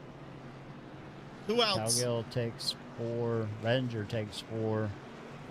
I think everyone took 4 except for Matta was the only one that took 2. All right, buddy, here we go. Was 2 tires going to get you to the finish? Is it going to get you enough grip to hold on over Ken Redinger? We've seen how good Patrick Cowgill is on a short run here, though, as well. So if Cowgill is able to get around Redinger here in battle up with Matta, we could see Cowgill get his way back around and win this race. It's going to be close, and we got 10 people in the views, and we don't have any chats yet, so I'm going to pose a poll. Oh, if I can get my keyboard to turn on fast enough. And that poll's going to be, will we have another caution? Yes. I think so. I don't think we're done with the cautions. I agree. This is going to get chaotic. Matta going to be on right sides only right here. Pace car down pit road, green flag. Michael Matta takes off. Kevin Redinger on the outside. Patrick Cowgill gets to the inside of Redinger, able to clear Redinger. Redinger did not get a very good start there. Michael Wolf working to the inside of Redinger, trying to take over the third. Redinger able to power back on the outside. Matthews. Cowgill's around and they're wrecking. Oh, man, that took out. Oh, no, they're still wrecking. Holy moly, Joe. Unbelievable. I can't believe. Incredible. That's Patrick Cowgill's car is destroyed. It is destroyed. Patrick Cowgill got loose in the center of the corner. We'll watch it right here. Just got loose under braking there. Comes around. Redinger on the outside has nowhere to go. Novella and Novella, Michael Wolf, those guys that was on the inside completely dodged a situation there and able to avoid all that. But that collected Fritz, Redinger, and Cowgill. Panzerella again smacked on the right front. So that's the second time Panzerella's been involved in something. Well, dang. Yeah, we had quite a. That one might be. We had some. The poll came true before I even published it. Yeah, almost. Basically, it was right there. But that's kind of what cautions breed cautions. Everyone trying to get as much as they possibly can out of this early run. So now we have a new scenario. We know Kenneth Redinger has damage. He was involved in that. Michael Matta on 2 tires. Michael Wolf, the first undamaged car to Michael Matta. So Glenn Grigsby back on the lead lap, able to move himself up to P5. Cowgill looks like he's going to be toasted here. Not sure who got the lucky dog. It might have been. Yeah, I'm not sure. It wasn't Lynott. It wasn't Lynott. I can tell you that much. Right now, we're looking at them double up. So you're going to have Matta to the inside, Wolf to the outside, and you have Ken Redinger behind them. The second row has damage to their cars, Redinger and Finnegan. Behind them, you can see some lapped cars. behind them. So we got lap cars in between lead lap cars. Novella's coming up here. Let's see. He's going to be in 5th, I believe. Let's see if it lets him cycle how far up. No, just lets don't him wreck go. under pacing here. Oh, we're 3 wide, Daryl, under caution. Oh, pace car's going to duck off here unless they extend it. Pace car off. Michael Matta with the restart. Gets clear of Michael Wolf on the outside. Michael Wolf got clear of Ken Redinger, I think. Who was that on the outside? Jordan Finnegan. I didn't pay too good attention there. Ken Redinger looking to the inside of Michael Wolf. Ken Redinger gets a little bit loose. Michael, oh, going to be 3 wide. It's not going to work. They're going to run out of room. They're going to wreck. Oh, they all save it. Contact. Ken Redinger right to the inside of Michael Matta fighting for the lead here. Switch back to that, buddy. Oh my goodness. What is going on? This race has gone chaos. Matt Novella I can't believe. mix. Can you believe, though, that car with the front end damage, it just goes right back to the lead, and Matta's really loose. Matta's Here really, comes really Novella. loose. Look at Novella. Look at this run. No. Oh, man. Matta almost got himself dumped right there. Got to be careful. Coming to 5 to go this time around. Redinger back to the race lead with the damage. He's got the lead now over Matta, Novella, and Wolf. And then you can see Finnegan also able to hold on back there in 5th. Man, this has turned into a chaotic finish to this race. But Ken Redinger, through it all, currently leads with 4 to go. Lap's going to tick away really fast right here. We can see Matta holding off the 56. As long as this thing stays green, I think as long as Ken doesn't make a mistake, he's much faster than Matta on these 2 tires at this point. 3 to go. Lap's ticking away so fast now. Here goes Novella to the inside. Not able to get it done, though, buddy. Now Michael Wolf looking to the inside. Matta comes down to the inside to try to block Matt Novella. That gives Michael Wolf the run on the outside. Novella and the number 20 of Michael Wolf door to door. These guys being side by side is going to give Michael Matta a little bit of breathing room, I think. Able to run his line. White flag. Kenneth Redinger, our current race leader. Definitely a battle here. Oh, Novella up into the door of Wolf. Wolf off the wall. Wolf's going to be... Oh, he's probably not going to be happy about that. But Finnegan looking to the inside. Kenneth Redinger, race winner. Michael Matta, race winner, and they're all wrecking across the line. Holy moly, Joe. That is not what I thought was going to happen. There was a lot of chaos. Man, oh man, there was so much chaos at the end of this race.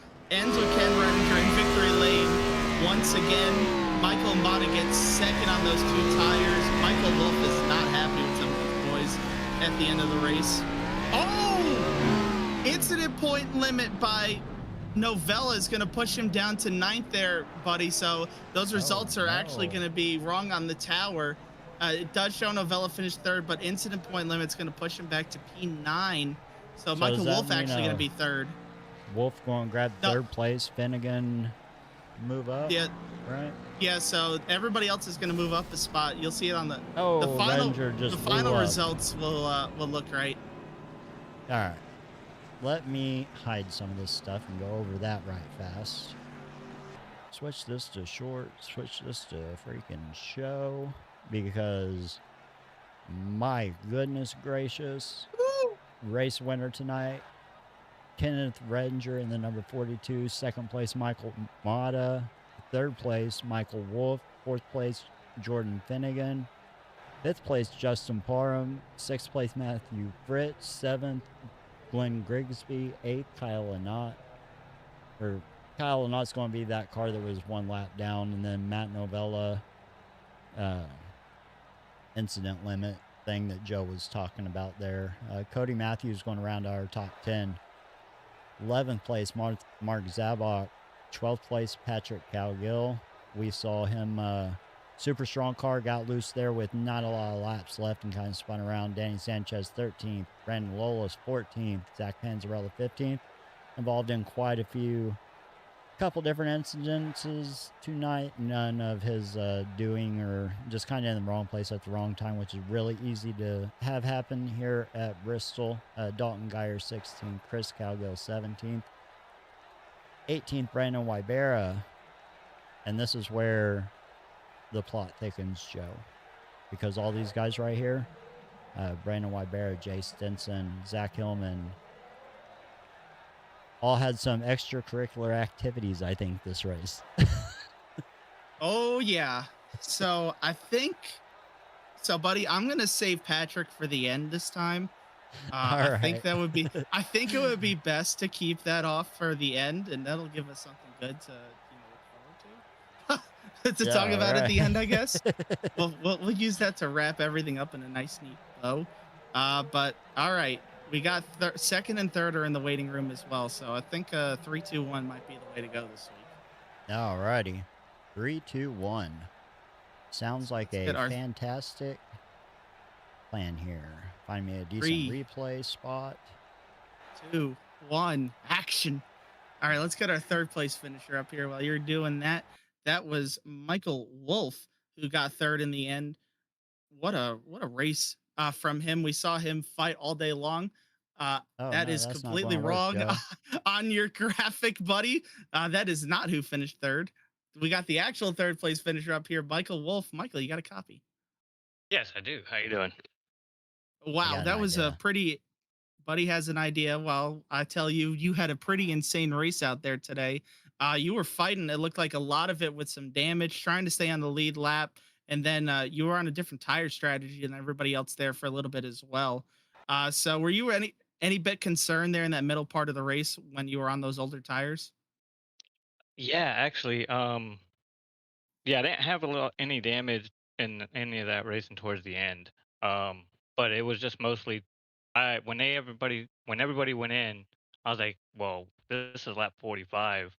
We're gonna have 100 155 laps to go.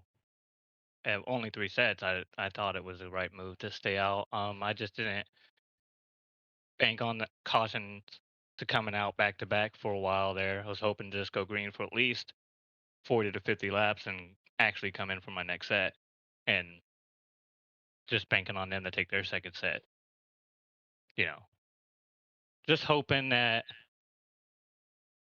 if it did come into a late caution like it did, that everybody used up their sets already and I was just going to have that extra one sitting around. Yeah, it definitely worked out in your favor there at the end. We saw 2 tires versus 4 tires. You actually almost had that thing. You were in really good position there to win the race. So really walk us through there those last two restarts. You know, you got around that big wreck there with Cowgill, and then the last restart where you were 3 wide. Yeah, I know I believe, I'm not sure, but I think Matta only took 2 tires.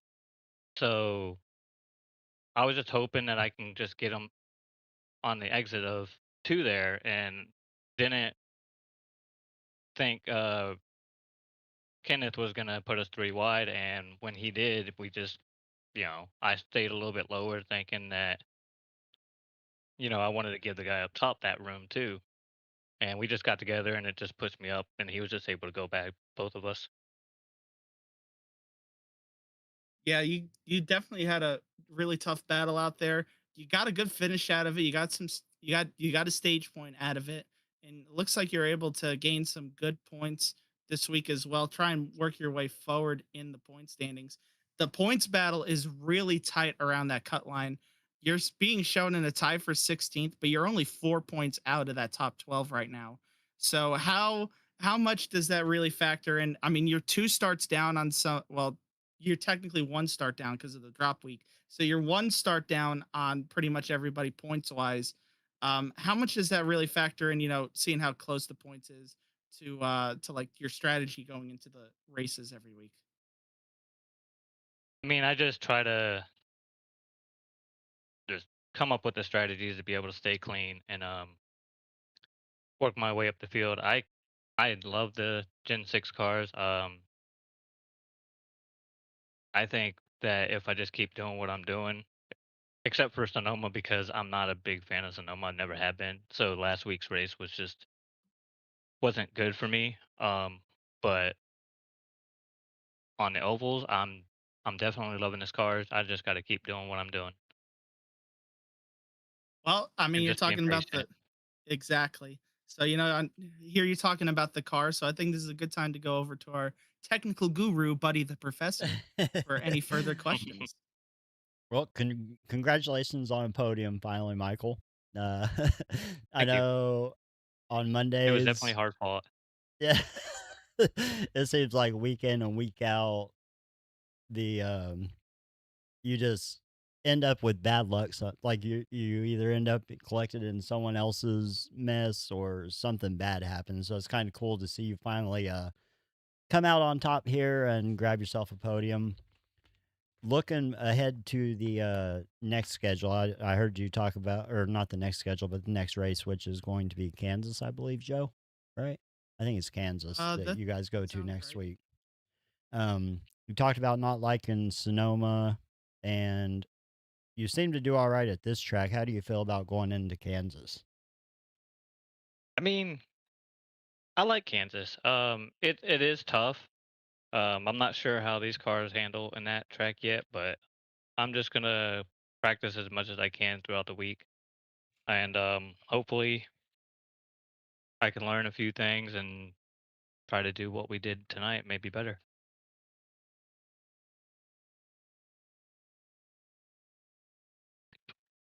Uh, the it is it's been a long time since I raced Kansas in Gen 6, so I don't know what that track's like anymore, but I do know it was a fun combo for me back in the day whenever the Gen 6 was a normal car. So definitely interested to see how you're able to do there. And hopefully we'll be talking to you again next week, right here on the podium. Maybe even a race win. I know you, it's only a matter of time, I think. Right. Eventually the card's got to fall right to where you're not getting all the bad luck all the time. Yeah, I just gotta keep learning this car more and more. Uh, I didn't get a chance to run these cars back when they were the standard car for Cup. Because I didn't start racing until 23, 24. Yeah. So I'm I'm just learning this car as we go from this league, you know. Well, I So think they're I'm a just gonna whole keep lot trying to do and go ahead. I think they're a whole lot different now than they used to be. So Oh I yeah, think I think the car kind of got not a whole lot of TLC from iRacing once they came out with next gen. So yeah, I've seen that. I have tried to do this before in another league, but they decided to go away from it because of the issues that was with it, with not being getting any maintenance done on the car and stuff like that. So right. um, Well, with that being yeah, said, is there anything anyone you want to shout out, thank, or anything like that? Floor is yours. Have at it. Whoever you want to shout out. I mean, um, I haven't really had any help, but I will shout out to the Fish Speed Brakes and Jordan Fisher. Um, he has told me a few things with just a different next gen car, but without him and his track guides or anything like that, I wouldn't have gotten as better as I have in the past 6 months. Oh yeah, So, Jordan's a super nice guy. Definitely oh yes, he deserves is. all the shouts and all that he gets. So well, Joe, that's Yeah, like everything I that I said, had. So yeah, that's like I said. I've learned a lot from watching the track guides and hearing what he has to say on certain tracks and everything like that. So because of that, it has made me a better driver. So I thank him a lot for it. Well, Michael, we congratulate you on getting the podium finish here tonight. We look forward to seeing more of you throughout the season and go celebrate that first good run of the night. Yes, sir. Thank you. Y'all have a good one. You as well. Michael Wolf, third place finisher there tonight, had a great run there towards the end of the race. And then it just, man, unfortunate that he wasn't able to get it done, but still a good finish for him. Another guy that we saw get really close to that race win here tonight was Michael Matta, our second place finisher. Michael, you got a copy. Hey, what's up?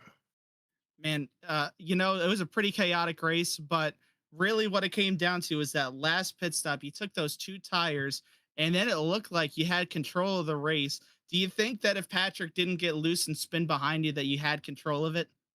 Oh yeah. I knew 2 tires was gonna be the move if we got a caution late. I didn't want it. I felt like I was one of the best cars long run, if not the best. And I knew I was gonna struggle. Short run. But yeah, and then we got that next caution, and what I think really sealed the deal was at 3 wide, where they got on the wall behind me. And then I also got in the wall, and then it let Kenneth get side by side. I think it was really the nail in the coffin. So I really wanted to know, like, with 2 tires here at the end, how much different than the car did the car drive, and how much did it really affect your ability to really compete and defend that lead? So I noticed in practice that the right side was wearing and the left side really wasn't too much. I should have went on track with it and tried it because I entered turn 1 on the first restart and almost spun. It was so much looser. That's why I went up to the top because I knew it would be hard for them to pass, and it just felt way better with how loose it got. Um, yeah, it felt the same speed wise, just way looser. And then that just pretty much it just ended up snowballing to where Renninger got around you. Well, actually, we're looking at the moment right there where you tried to get back to his inside.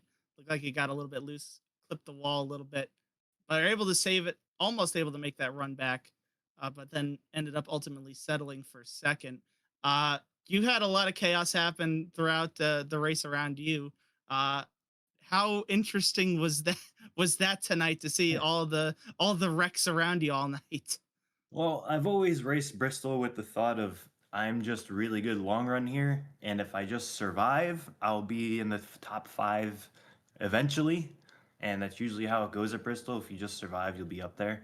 And that happened tonight. I don't really think I was in anything. I don't remember how I got my 18 X's.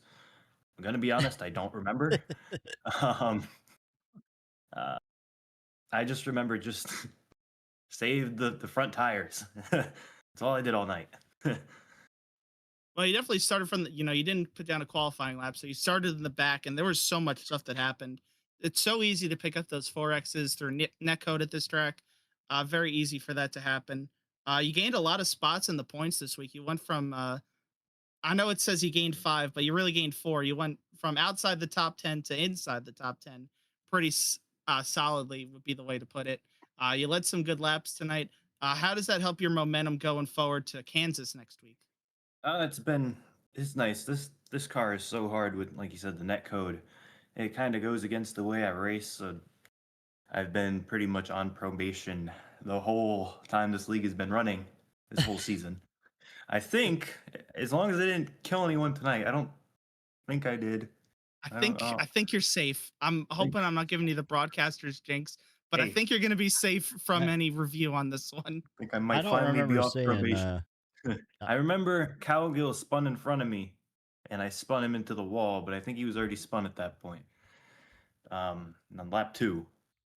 Um, but other than that, hopefully I won't be on probation. I'm able to race a little clearer mind.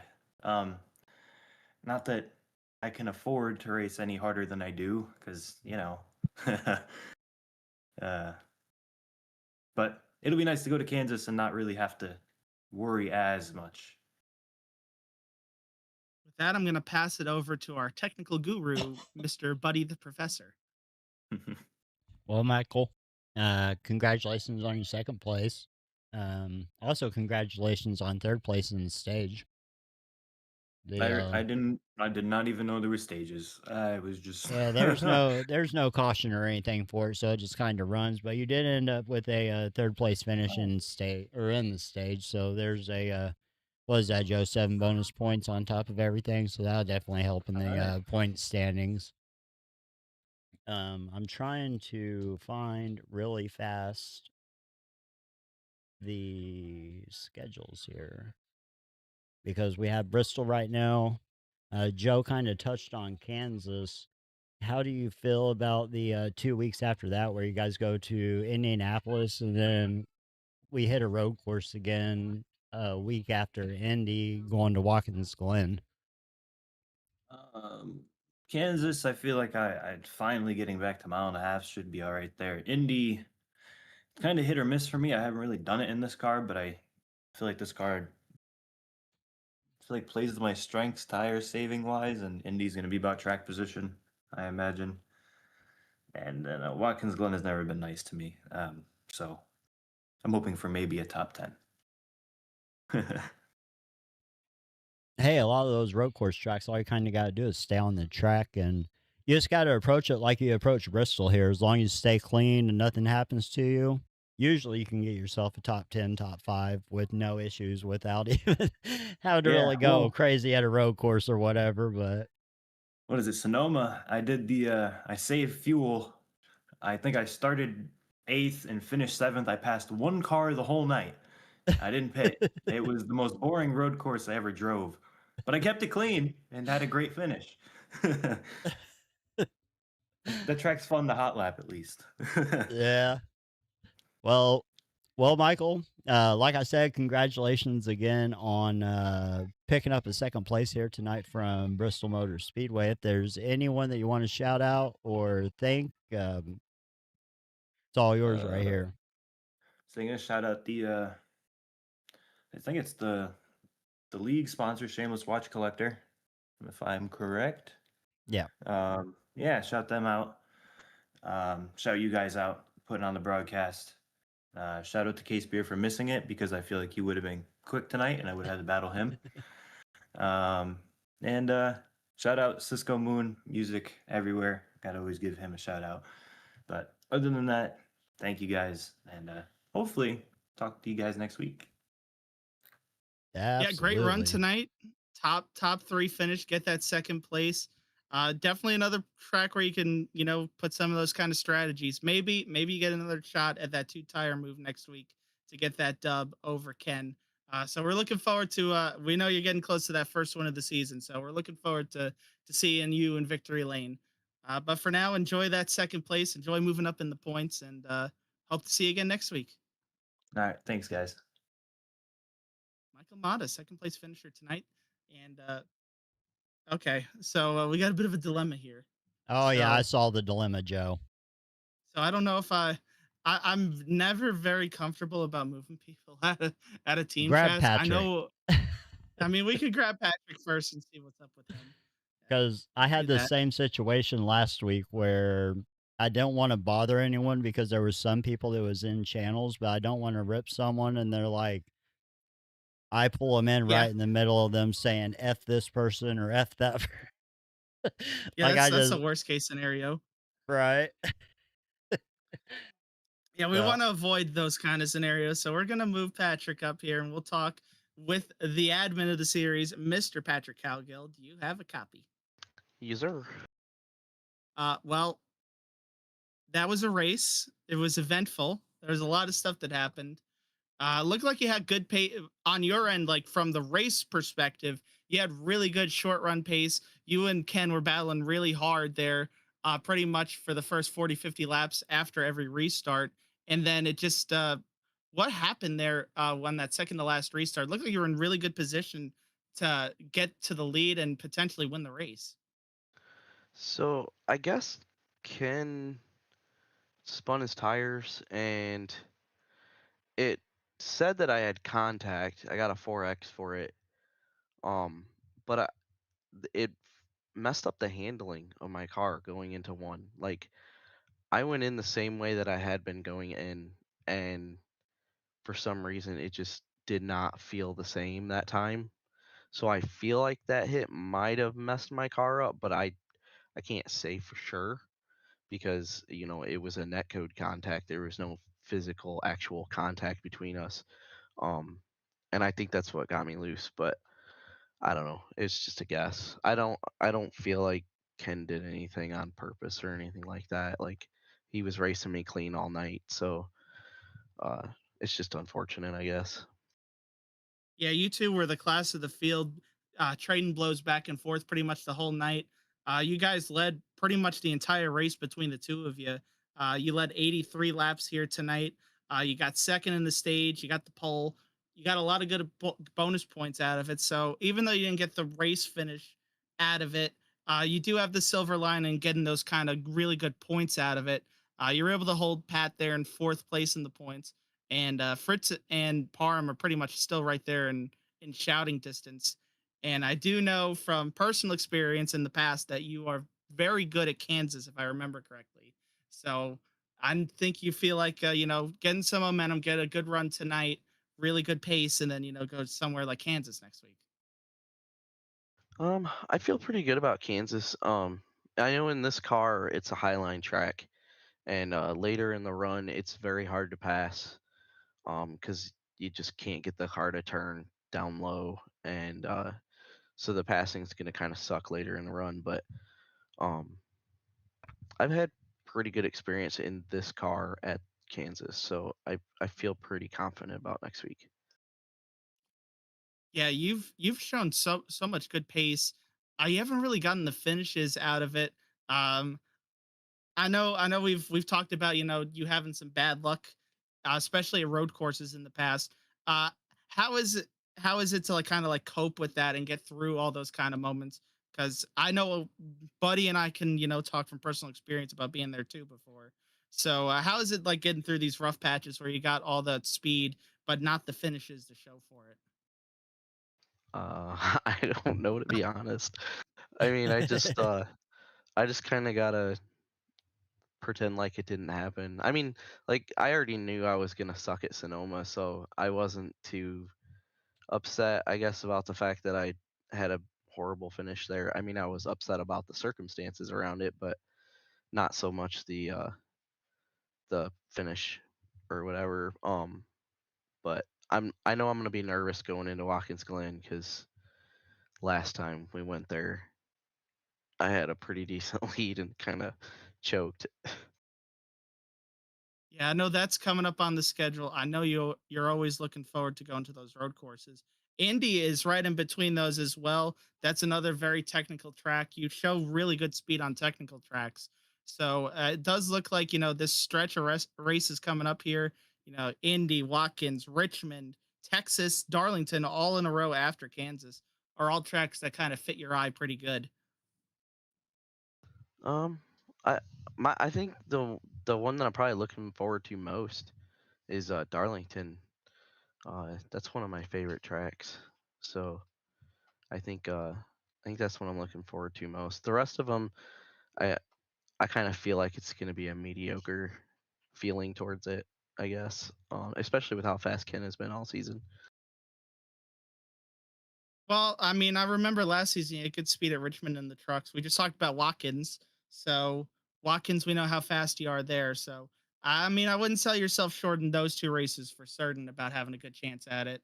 Um, don't really want to put you on the spot about any sort of admin stuff, but there's a lot of chaos in the race tonight.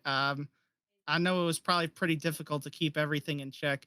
How is it from the admin perspective? Oh, I know how it is, but just explain how it is from the admin perspective to really like kind of make sure everybody keeps their cool when stuff doesn't really go their way. I don't know. Like tonight, it as far as like over comms and stuff, it didn't get too bad. I didn't have to silence anybody, so I don't think that was too bad. Um, I do know we have two incidents that have to be reviewed under management review because they were questionable. Hopefully they were just coincidence. But I won't know until I actually look at it. I mean, I just finished uh, filling out the laps that we had cautions for all of the other stewards to review, and it'll probably be a couple of days before something gets posted.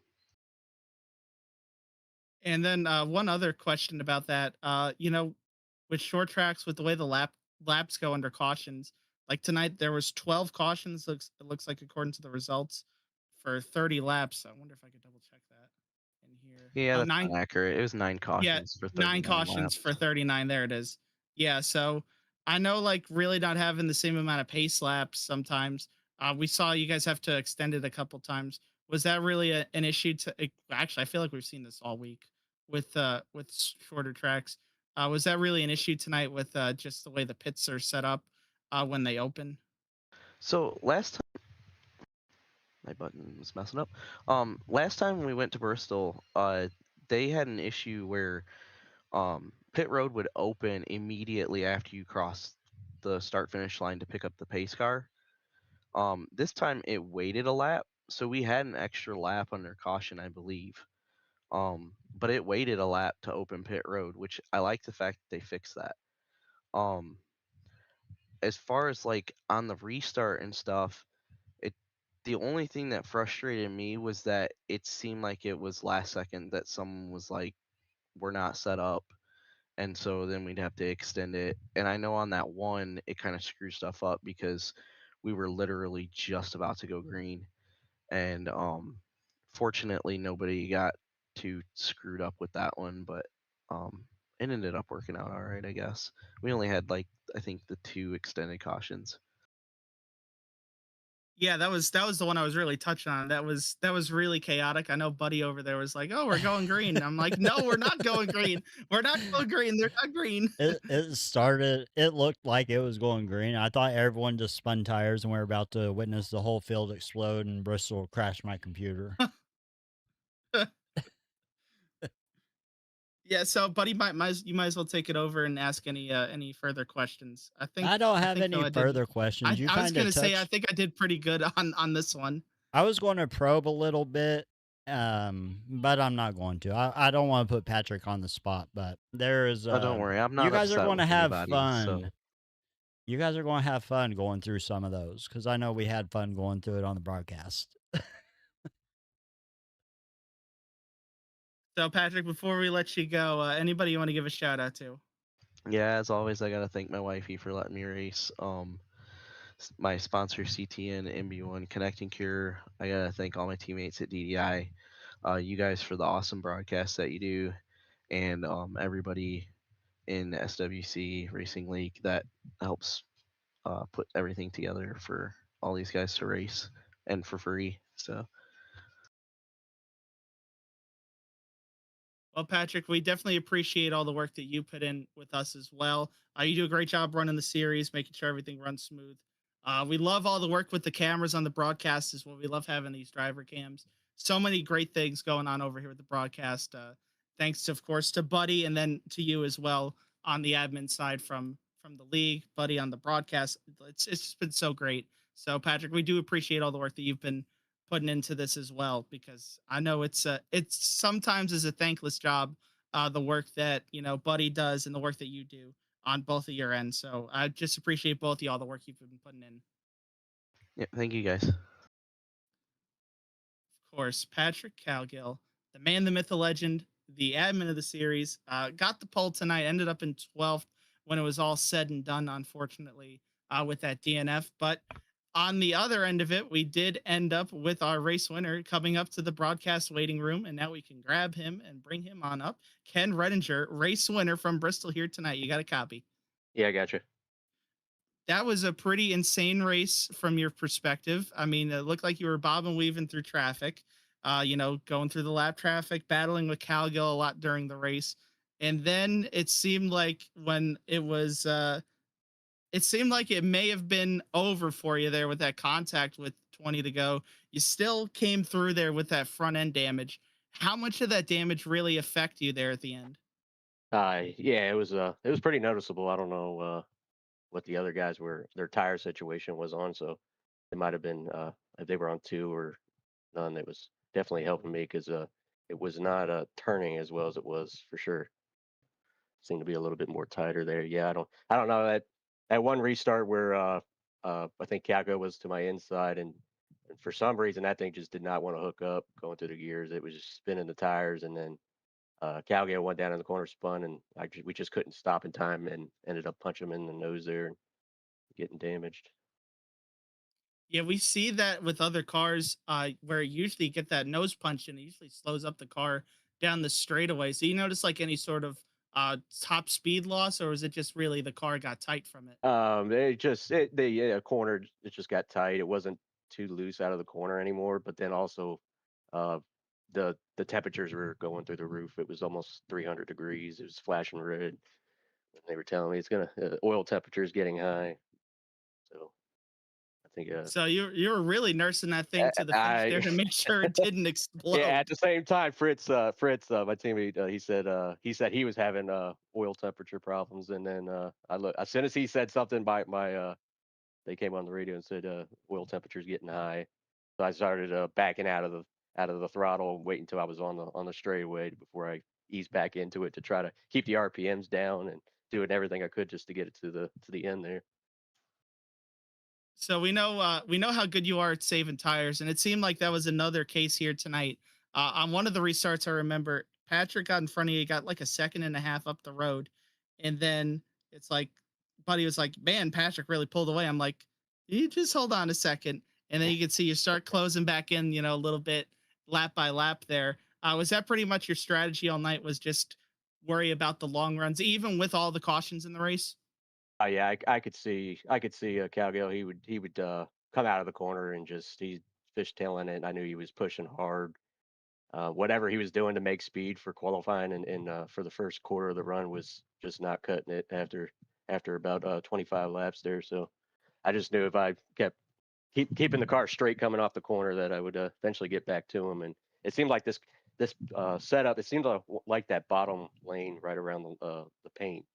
So it seems like they were coming out of the corner. If you were rushing the exit of the corner, you were getting loose, snappy loose, hitting the straightaway when it landed.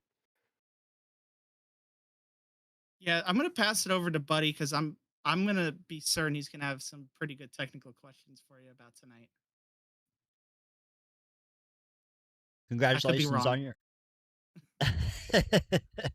congratulations on your race win. Thank you.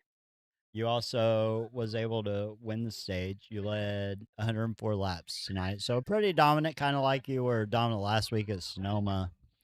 Whenever you and Matthew Fritz, whenever you guys got caught on the outside, I think it was whenever Patrick got loose on entry. I don't know. I know you were talking about how these cars handle the entry speed a little bit and get loose. Did Mhm. you think it was a race ender for you at that point? Uh, yes, because it did feel. I don't know. You can't tell once you've made contact like that. That was some pretty hard Right. contact, I thought.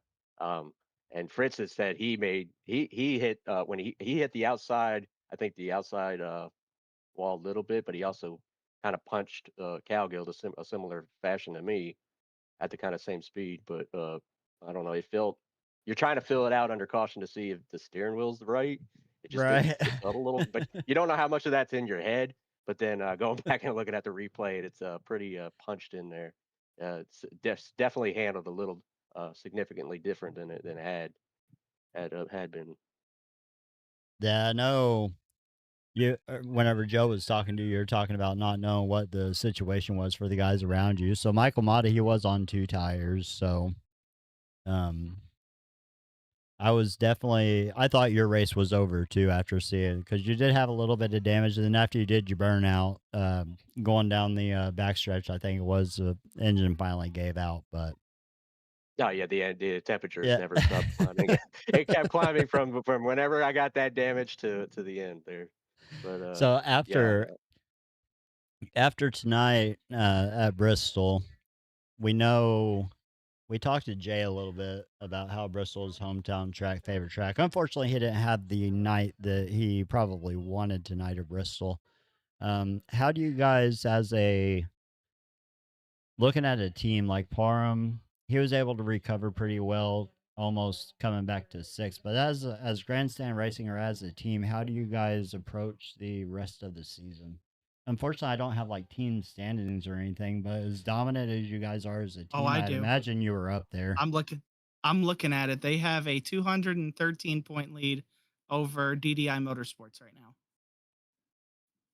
yeah, I don't to So answer I your guess you question. guys just kind of got to keep doing what you're doing. Yeah, and then it was a little different tonight. Jay's usually out of the group. He's the best one here. It doesn't matter what car it is. He seems to know how to make speed out of it. But I think this time around with this car, I don't know, it was the setup just did not like, at least for me, it just did not like to be up off of the bottom there very long. It just seemed like it would eat the tires up. So I don't know if that had anything to do with what he was running into. I know for a long time,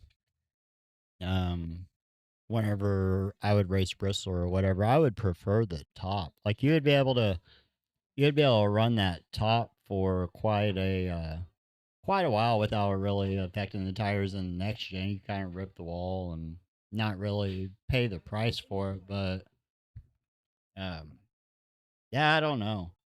So, how do you feel about Kansas coming up? We've asked all the other drivers about tracks coming up, and we got Kansas, kind of the Kansas, cookie cutter intermediate, and yeah. then right after that we go to Indy.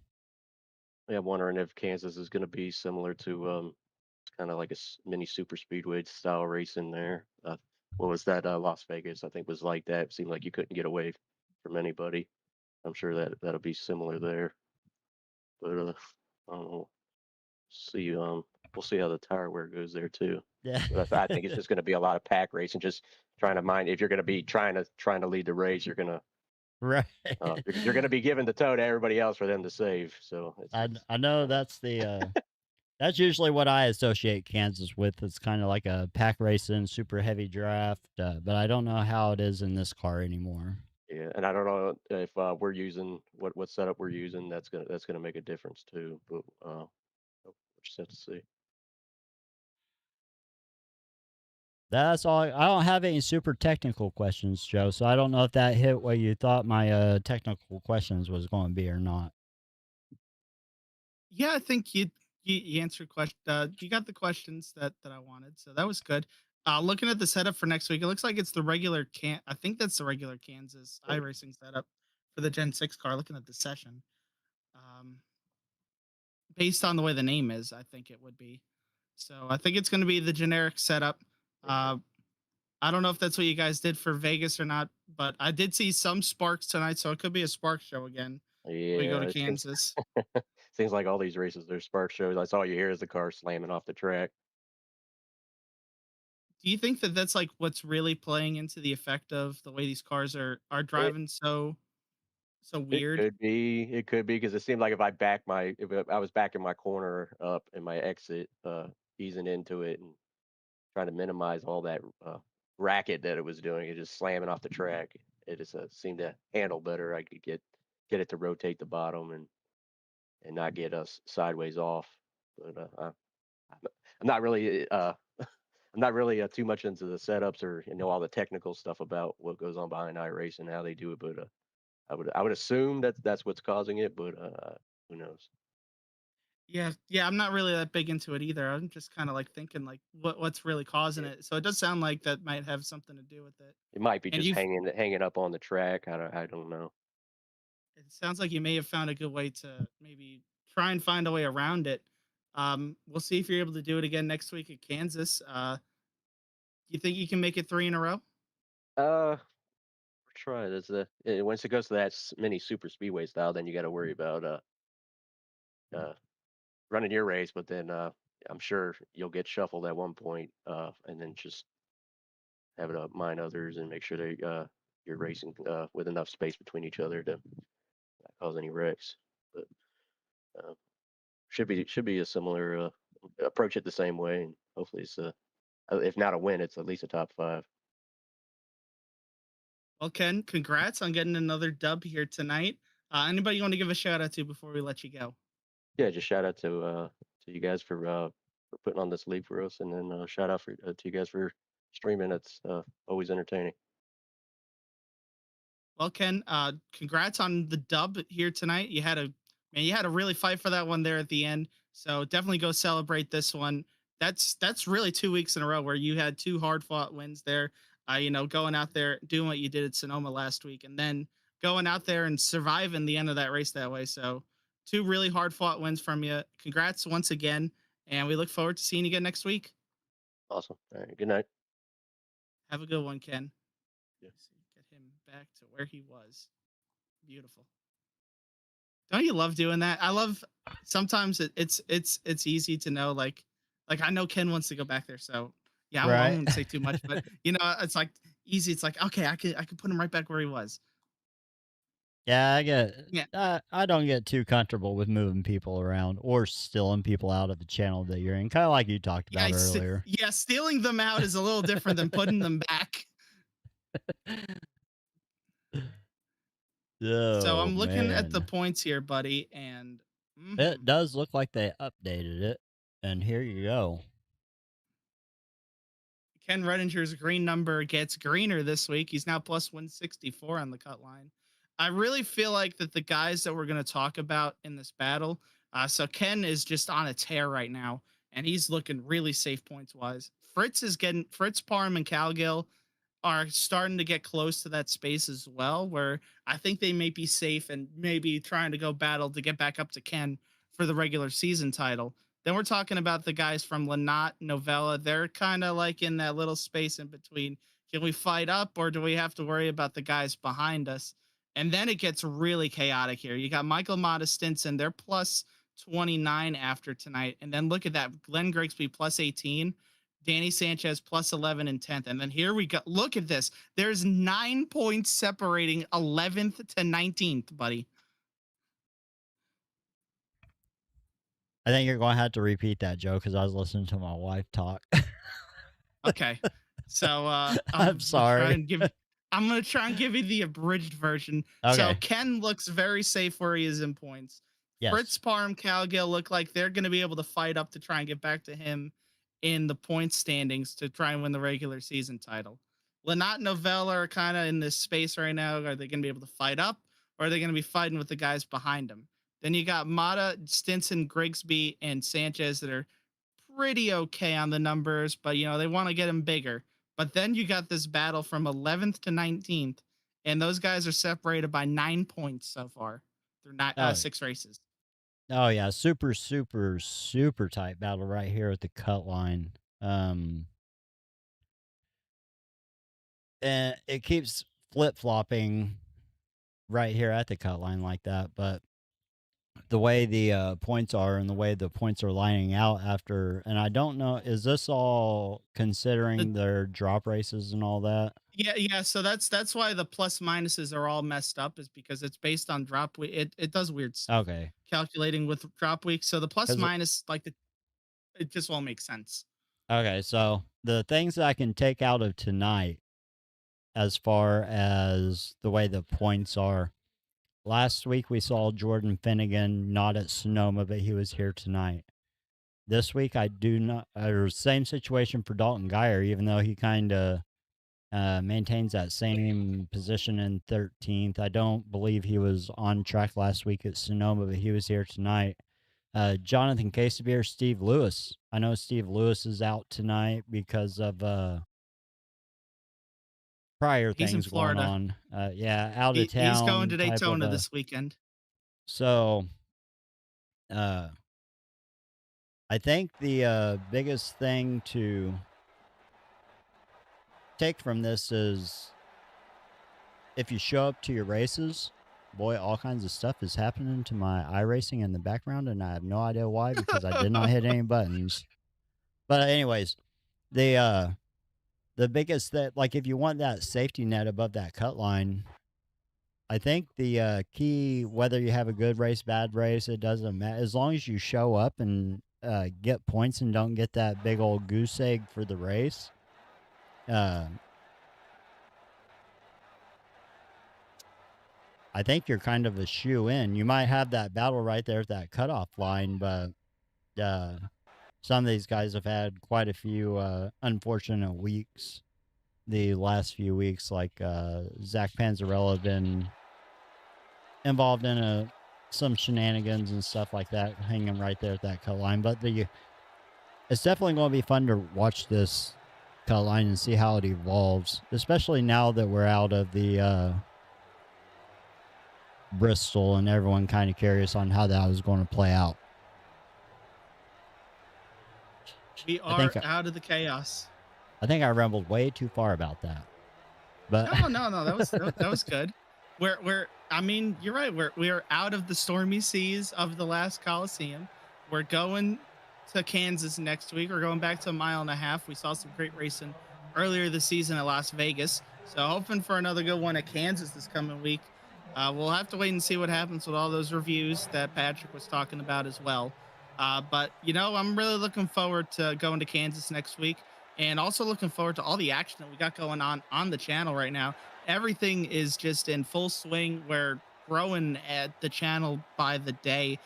There was a stream that was going on at the same time as this one. It was an ARCA series that's broadcasted by Kevin Kyle. So we did have dual streams going again this week. So Yeah, it's I really wish I cool to had see. it on this. Yeah, like yeah, there's so much more stuff than what we got up there right now. That doubleheader though is back on Mondays. Alex Hillman and the Trash Man there doing the broadcast. Kyle and I on now on that SWC ARCA series before Mean Gene Money, Zach Panzerella do the Monday Mayhem Cup race on that doubleheader. Last night you saw the playoffs start for the Big Truck and Tuesday series with Mean Gene, Zach, and Smokin' Joe. So that series is winding down to the end of the season. You just watched the SWC Moonlight Cup series here on Wednesday nights with myself and Buddy the Professor. Kevin Kyle's doing that ARCA series as well, so go check that out, that broadcast as well. Thursday nights, Kevin Kyle and Kyle Lanat out there doing the Quantum Contender series. That season's really starting to wind down as well. Only a couple weeks left to crown a champion over there. And then on Sundays now we have a doubleheader as well. So we got the Sunday Bonfire Premier Cup in the morning area with Mean Gene Money and Smokin' Joe. They're at Daytona this week. And then, Buddy, you got a broadcast going on Sunday evenings now where you're running that series over there. I think it's a Renegade, if I'm not mistaken. Revenant Racing League, yeah. This Sunday, season championship, there's season 1 championship race at Martinsville. So if anyone wants to see a show, I've never seen a season championship run at Martinsville before, but we're about to see one this Sunday evening. Martinsville, the paperclip, the fabled paperclip is going to end the season. I mean, if you want to see some action, you better tune into that broadcast on Sunday after you watch some super speedway racing at Daytona with the Bonfire Premier Cup. So much stuff going on the channel. Go check out the shorts as well that Kevin Kyle's been working on. Some really funny stuff going on over there as well. Some really good clips from the races, especially this past week. Also, go check out all the Jordan Fisher Fish Speed events as well with the track guides, with the Cup car. Him and Zach Panzerella do those. Go check those out as well. So much stuff going on the channel that I can't even remember all of it half the time. It's crazy. Yeah, it really is. So I do love seeing all the stuff that we're doing, and I hope you guys have been enjoying it as well. And Buddy, any final thoughts coming out of tonight? I don't think I have any real final thoughts necessarily coming out of tonight. I am excited to see where this series goes. Not really where the series goes, but how the rest of the season plays out. Been a super fun 6 weeks here. I think we're on week 6 now, or just finished week 6 at Bristol. So super fun time. Some crown jewel events coming up around the corner, and then we get to start the playoffs and see how all that shakes up, and see who takes season championship this week or this year. I do believe it was Kenneth Redinger that was last season, correct, in trucks? Yes. So he's already on that tear that you were talking about. So these guys just got to get to those playoffs and see if anyone has anything for him. Story is going to be, as this season goes on, is going to be Ken versus the field. We'll see how it goes on. For tonight, though, the race name really lived up to what we saw. Checkers or Wreckers tonight was the theme of the race. We saw a lot of wrecks, but we saw the checkered flag go down for Ken Redinger for the 4th time this season.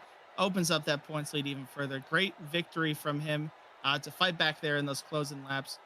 Really exciting race to watch overall. And hopefully everybody's going to be nice and chill going into the Midwest next week at Kansas. Come join us next Wednesday night for that race at Kansas. But for myself tonight, Smokin' Joe, Buddy the Professor, have a good night, and we will see you next week.